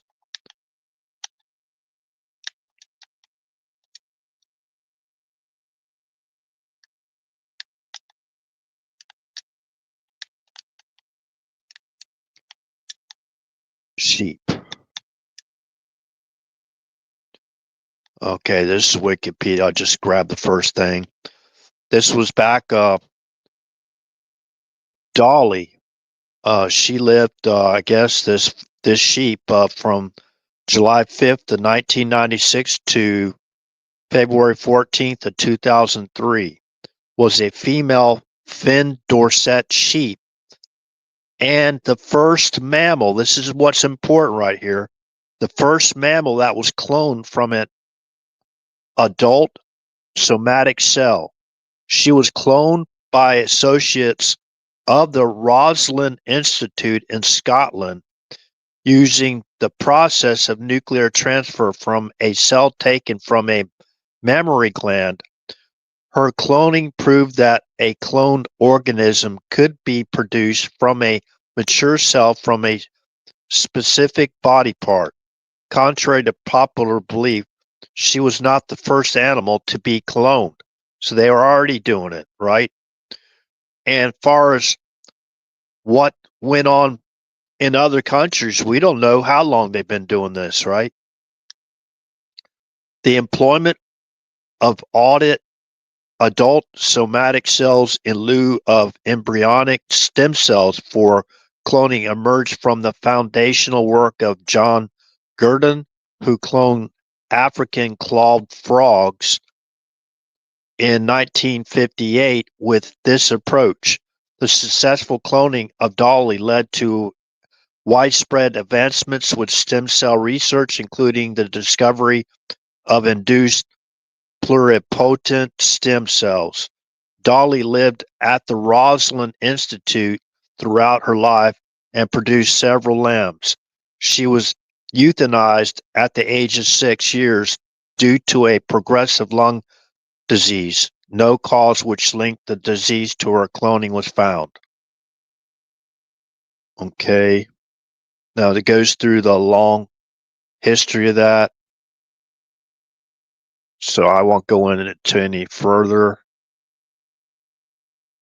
So now, remember everybody, even President Trump said that they lied about the weapons of mass destruction, far as going into war in Iraq, using that excuse. Remember Bill Clinton on, if you go to the Iraqi situation, from the C-SPAN, you can go to fast forward to where you see Bill Clinton giving the speech, and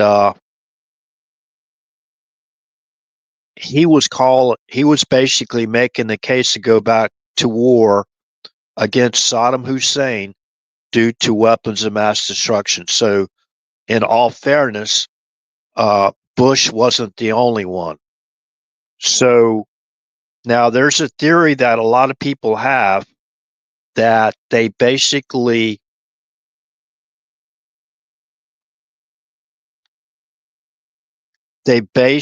went to war to take over the search for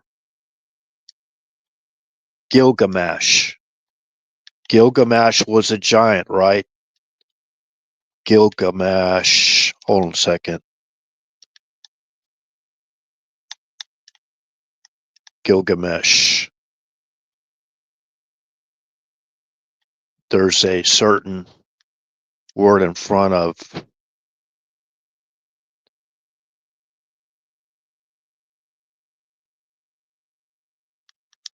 Okay, some Sumerian king was a hero in ancient Mesopotamia mythology and the protagonist of the Epic of Gilgamesh.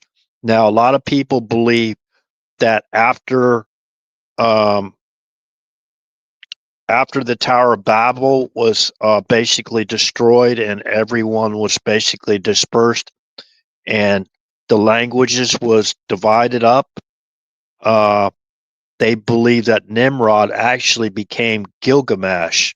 And a lot of people believe there's a theory out there that we went to war um, in Iraq to take over the search area of the for the sarcophagus of Gilgamesh. Okay, now there's a whole lot more to this. I won't get into it because you can go down this. I don't call it a rabbit hole. Okay, other than it's a possibility that Nimrod wasn't Gilgamesh, but I believe that story, as far as much I've researched.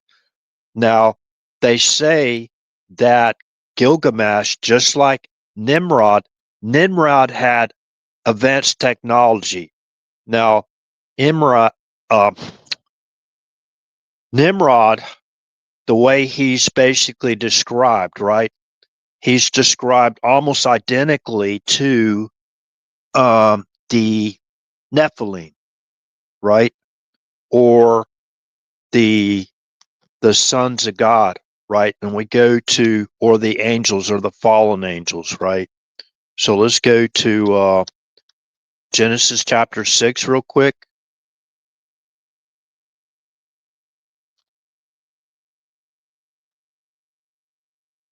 Hey, don't blame little itty bitty teeny RH, right? Don't blame RH for other people's loose lips out there if they might have basically let that cat out of the bag, and that's a really big cat. You let that cat out of the bag. It's very difficult, and believe me, I know some of those cats. I knew a couple of them very well as cubs, Calcutta and Taurus. And basically, when they're little itsy bitty little cute little kitty cats, right? They would bite my feet and with my Dockers on and bruise my toes. They were only like, man, they weren't even like 15 feet, 15 feet, 15 inches long, right? Little teeny cub, right? Chewing on my dang toes, bruising my toes through my shoes already at that young age. Uh, so I got.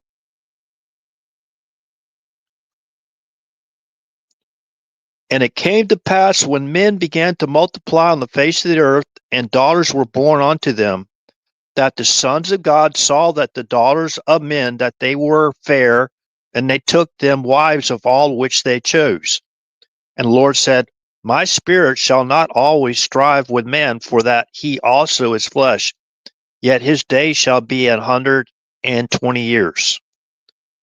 There were giants in the earth in those days, and also after that, when the sons of God came in unto the daughters of men, and they bare children to them, the same became mighty men which were of old, men of renown.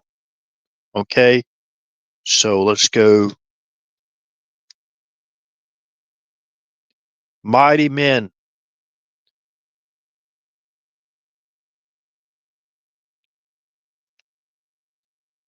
Mighty men. Mighty men.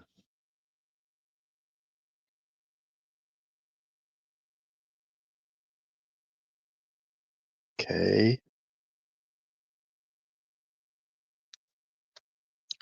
Then I'm going to fast forward to after the flood. Remember antediluvian? God, I have a hard time saying that. That was when the men and women created by, remember the plural? And I will, wait a minute, hold on a second. Let me go back to, this is very important, Genesis chapter 1, verse 26. And God said, let us, this is plural, make man in our image after our likeness, and let them have dominion over the fish of the sea, and over the fowl of the air, and over the cattle, and over all the earth, and over every creeping thing that creepeth upon the earth. So God created man in his own image. In the image of God created he him, male and female created him. This is antediluvian, okay, before the flood, okay? So men and women were born, right, were created in the image of God, and they had the technology available to them. Okay. Now, God created, after the seventh day, created Adam and he created Eve, right? And God told them not to take from the tree of the knowledge of good and evil, right? They did anyways, right? So that was the fall of man. But before that, right, uh, that's where that's where they had this ancient technology, we believe, and they were creating these huge megalithic, uh, like pyramids and that kind of thing. The pyramids go way back to then, before you know, before God even created uh, Adam and Eve. So I won't get into all that. So again, remember, uh, this the sons of God came down. They left their original estate, came down onto the daughters of men because they found them beautiful or fair, and they took them wives of all which they chose, right? And those were the giants in those in earth in those days. Okay, now we're talking about the Nephilim, and now we're going to Nimrod, right?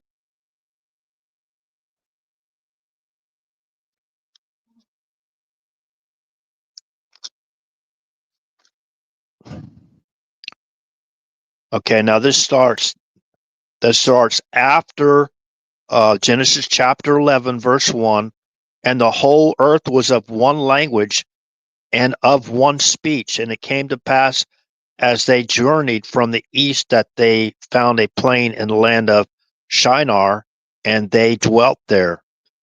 And they said one to another, go to let us make brick and burn them thoroughly. And they had brick or stone and slime, and they and had they for mortar, and slime they had for mortar. They said, go to, let us build us a city and a tower whose top may reach into heaven, and let us make us a name, lest we be scattered abroad upon the face of the whole earth. The Lord came down to see the city and the tower which the children of men builded. And the Lord said, behold, the people is one, and they have all one language, and this they begin to do, and now nothing will be restrained from them, which they have imagined to do. Go to, let us go down, and there confound their language. It says again, plural, let us go to, go down, and there confound their language, and they may not understand one another's speech. So the Lord scattered them abroad from thence, from the face of all the earth, and they left off to build the city. Therefore, the therefore is the name of it called Babel, because the Lord did there confound the language of all the earth, and from thence did the Lord scatter them abroad upon the face of all the earth. Okay. No, I gotta find Nimrod.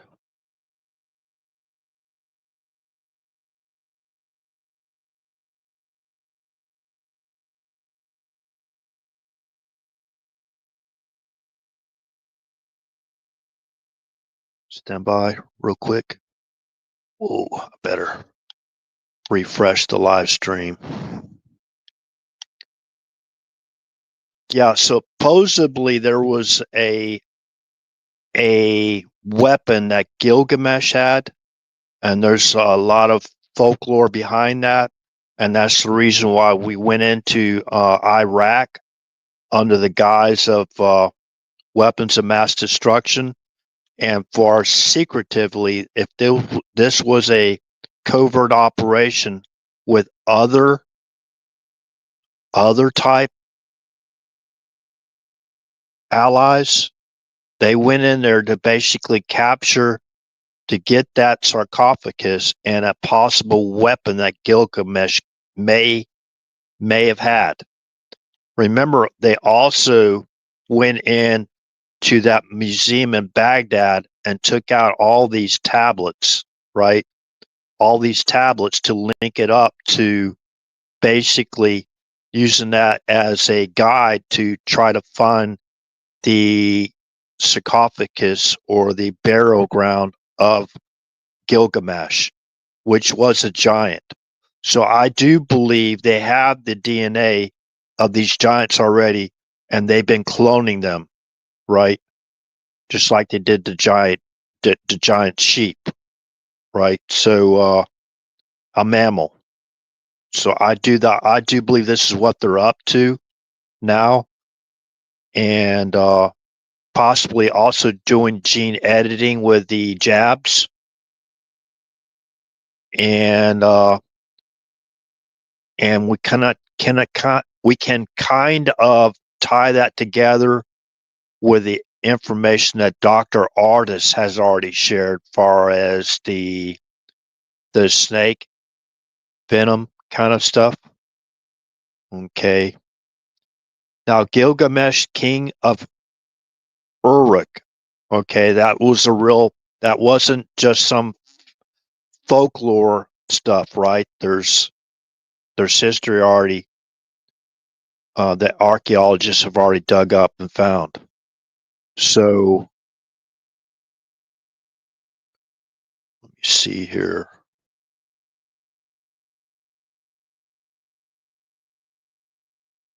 I don't know where in the world I shipped.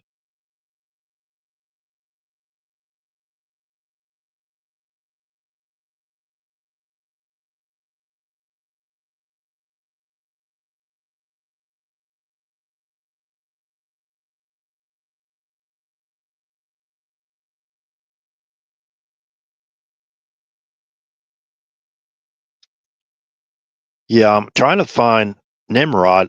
It's better I do a Google search because for some reason I'm right here with a tower. Gilgamesh is the one, not Gilgamesh, Nimrod. He was a giant too, as well, and a lot of people. I shared that source reference here before on this channel, so I can't remember his name. See if I have it up here on my source reference tabs. Now, also remember during the Cuban Missile Crisis era, the U.S. Navy submarine, they basically discovered huge underground pyramids in the Bermuda Triangle area. And remember all the disappearances of all these ships and planes and people, whatever, in that area, in that triangle. So could that have something to do with the technology that they uncovered? Remember, there's a very high very high secretive naval base, and it's kind of like a submarine base, if you will. Okay, so they basically, when the U.S. Navy found those pyramids, it was off the coast of Cuba in the Bermuda Triangle area, And basically, I believe I'm going to have to look up Gitmo. I think that's when we surrounded that area and kept Russia from finding it, right? Because we was afraid that technology might fall in the hands of Russia. Okay, so during the Cuban Missile Crisis, so they basically shut down all the information. They went calm silent on that find, and for as far as my understanding, the basically the pyramids there are a lot larger than that a Great Pyramid of Giza, a lot larger. There's even supposedly a sphinx or sphinxes plural found, which is basically a statue of a lion or a statue of a head of a man and the body of a lion. Okay, in the same area, in the same construction. So that's level of technology on Earth that they had back then, all the way back before the flood, right? Before God even created Adam and Eve, I do believe they had that technology. At least when the sons of God came down to the daughters of men and basically married them, chose them all that they wanted, right? And they created the Nephilim, right? The giants. So they have the technology. And that seed, remember the seed of Cain. The seed of Cain is mentioned a little bit in far as it has Tubal Cain and his descendants there. So they had access to that technology, right? So that access to that technology, and it was shared to their descendants. And then you have the two types of seed: the seed of the woman, the seed of the serpent, right? So I do believe that they have. Why do we think Time Magazine or whoever created that cover page? You have the DNA represented, and you have the tree of the knowledge of good and evil, and you have the serpent, right? So, in my opinion, they've already. Hey, Daniel, great to see you here. I just saw you there, man. And you're coming in late tonight. It's actually in the morning now here in Florida. Great to see you. So, okay, so I'm trying to get back on track here. Nimrod. So he had the technology, the same technology of the fallen angels. So what I'm going to try to get to here is we're hearing a lot about the 3-eye atlas, and it appears to me that it's some type of terraforming type of probe, if you will. And basically, that probe, from what I understand, is able to replicate itself. Now, that appears to me, all the information I looked at, this could be some advanced technology that the fallen angels had at the time. Because if they were building these huge like pyramids and stuff, like we can't even, and they're moving like they're moving like these huge stones or blocks, concrete blocks, whatever, or stones that are like way over 100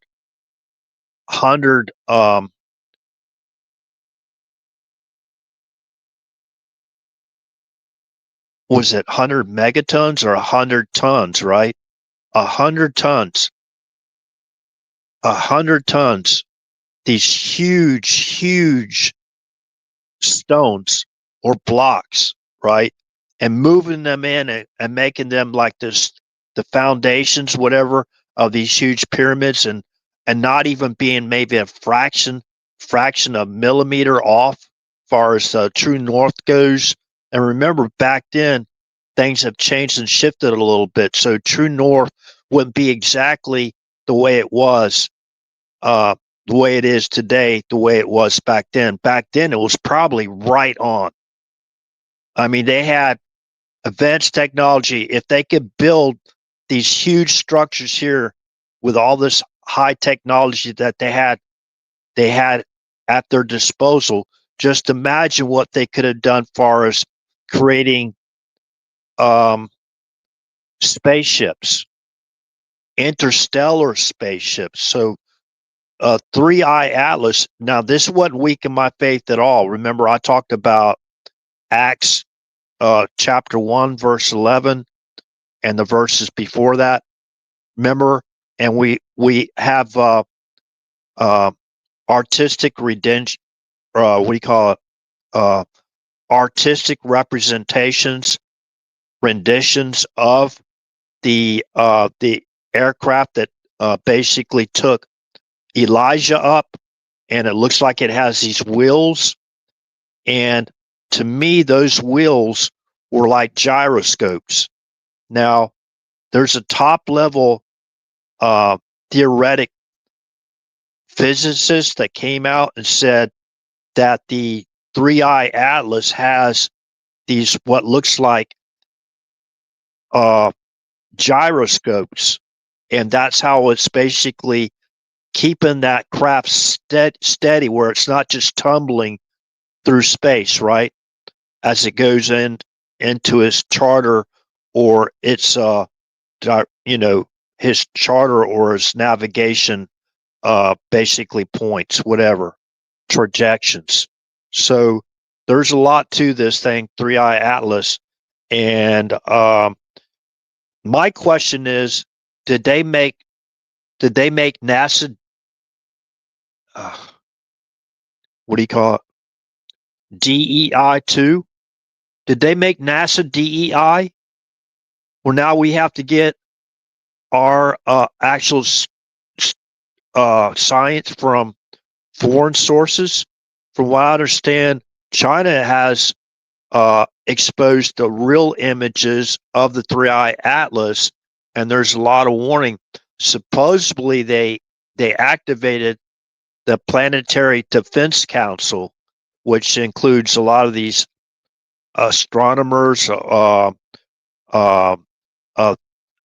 physicists, and all this stuff. To basically taking secret counseling or counsel to investigate this 3i Atlas a lot more in depth than what we've been getting as far as in the news. So if we're talking about, if we go back to Elijah, how he was taken up, right?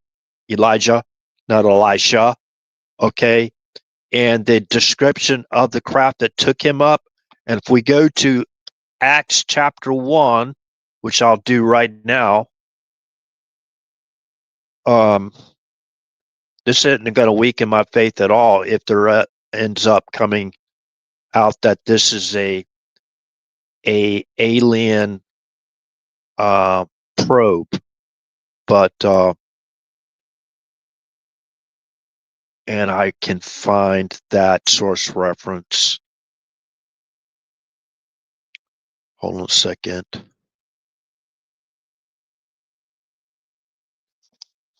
Okay, so I'm not going to read.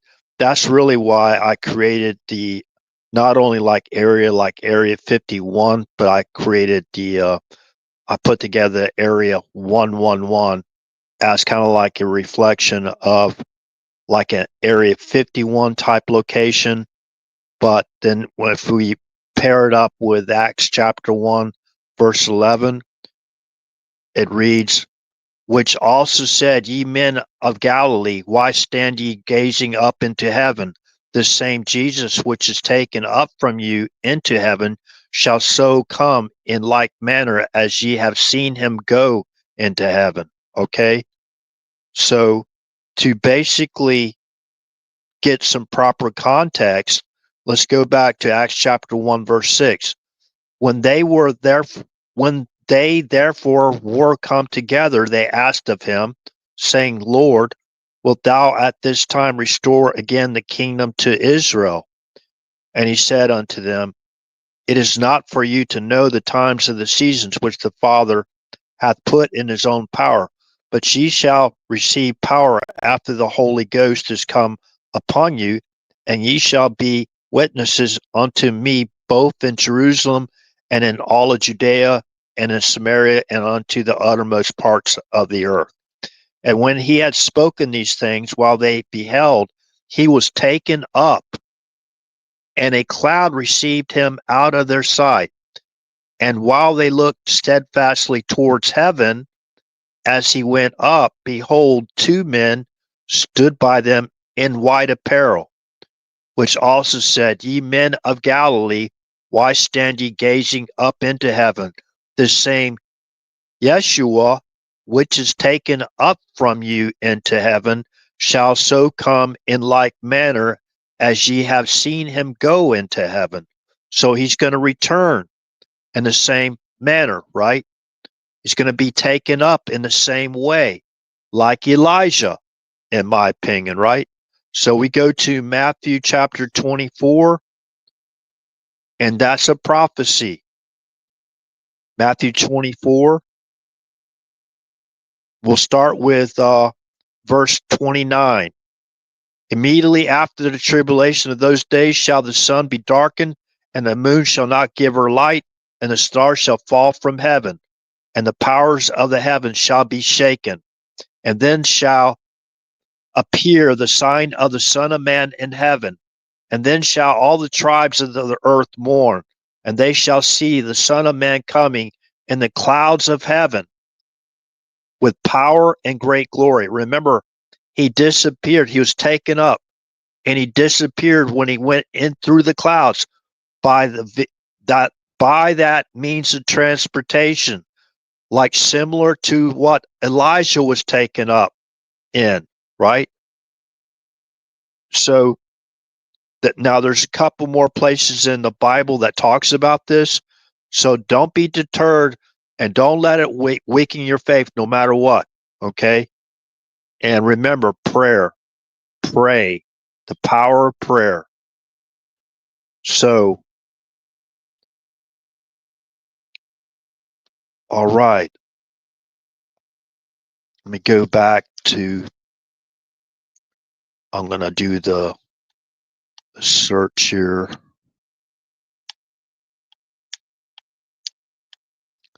Let me go refresh Rumble real quick. Bear with me.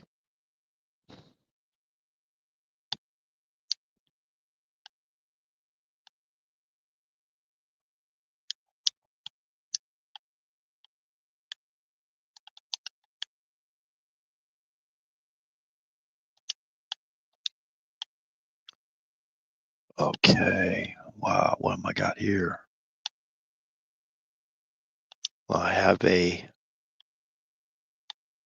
Okay. Well, we're still only one person on Rumble. Well, they're still up to their shenanigans as far as this channel goes. Nothing new under the sun, right?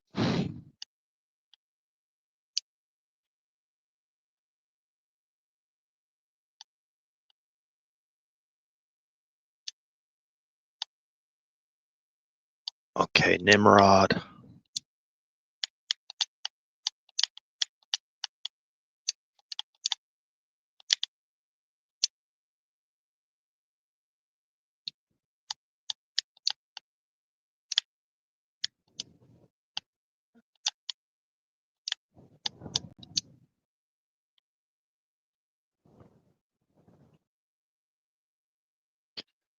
Okay, Nimrod, son of Cush, right? And the Bible talks about the Pharaoh, the Cushite Pharaoh, right? So you might want to talk about that. Check that out. So they've already found the burial ground of the Cushite uh, pharaohs, and I believe they found the burial site of Nimrod, and they're going to try to clone the DNA that they found of Nimrod. That's what I believe that they've been up to. Now it says here Nimrod is mentioned in the book of Genesis as the son of Cush and the great grandson of Noah. He is described as a mighty hunter before the Lord. He is recognized as the first powerful ruler after the flood. His kingdom began in the land of Shinar, which corresponds to Lower Mesopotamia, and he is credited with founding several significant cities, including Babel, Erech, Akkad, Calneh. Additionally, he expanded his dominion into Assyria, where he built Nineveh,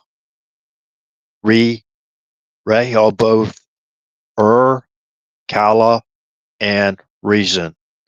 Symbology and legacy. Nimrod's name is often associated with rebellion against God, as his actions are seen as a symbol of human pride and defiance. The Tower of Babel, which is traditionally linked to Nimrod, represents humanity's attempt to reach the heavens without divine assistance, leading to God's intervention and the confusion of languages. So look how all the languages are basically merged to one with the internet, right? So anyways, we have to pray for God to basically put a hedge of protection around our planet.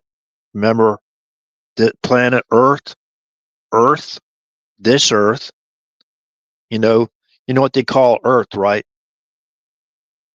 You pick up Earth, you get a hand of Earth, right? You pick up Earth, pick up part of the Earth. So this Earth, this is our dominion. We have a right to defend our planet. Okay. So it doesn't mean that we got a bunch of crazy lunatics out there with these what do you call those trigger fingers? Itchy trigger fingers, right? Yeah, I'll tell you one thing. You don't want to be if that's that kind of technology and that 3i Atlas is a probe, right? A probe which can self-replicate itself, and it could possibly be terraforming Mars. So far as what that astrophysicist said, not theoretical physicist, stand by. Let me see if I can find that source reference real quick. Far as he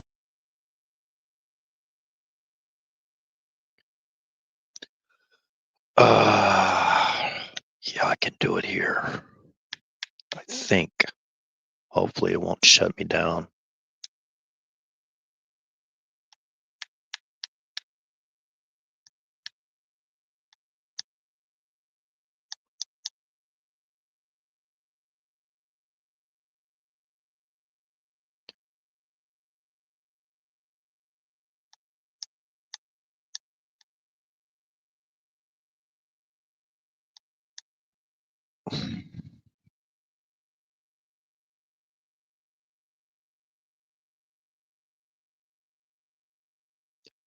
Okay.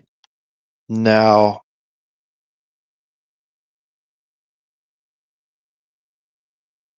this is called "This Is Not Possible." I believe this is the source reference to the 3i Atlas, and I believe it's the same fella here. Stand by. I want to play this real quick.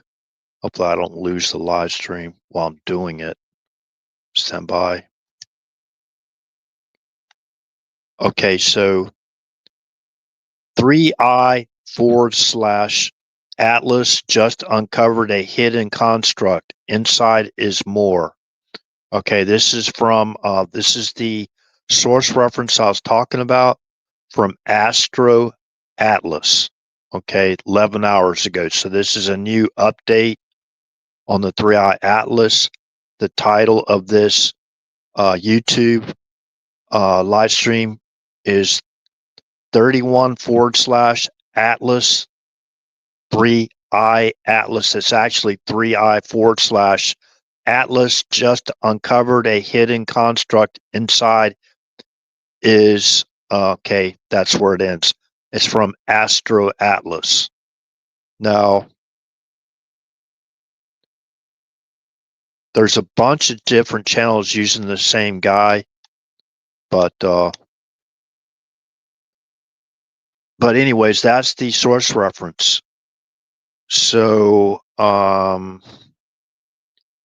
it's going to be like the days of Noah, right? The days of Noah, they had giants until God destroyed the planet Earth with a flood and spared Noah and his wife, and Shem and his wife, and Ham and his wife, and Japheth and his wife. Again, let's see. Now, Cush was the son, I believe, of, hold on a second, of Ham, right? Hold on a second. Let me fact check myself real quick.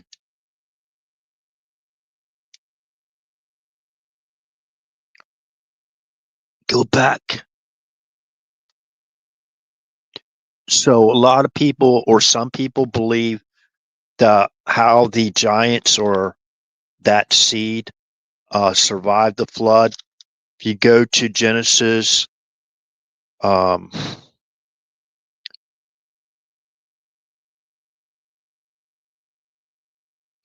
to Genesis. Let's see here.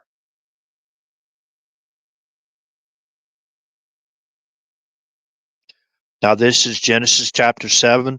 And the Lord said unto Noah, Come thou and all thy house into the ark, for thee have I seen righteousness before me in this generation. Of every clean beast thou shalt take to thee by sevens, the male and the female, and of the beasts that are not clean by two, the male and his female. Okay, so that's where a lot of people believe that that seed survived the flood because they were on the ark. Okay, so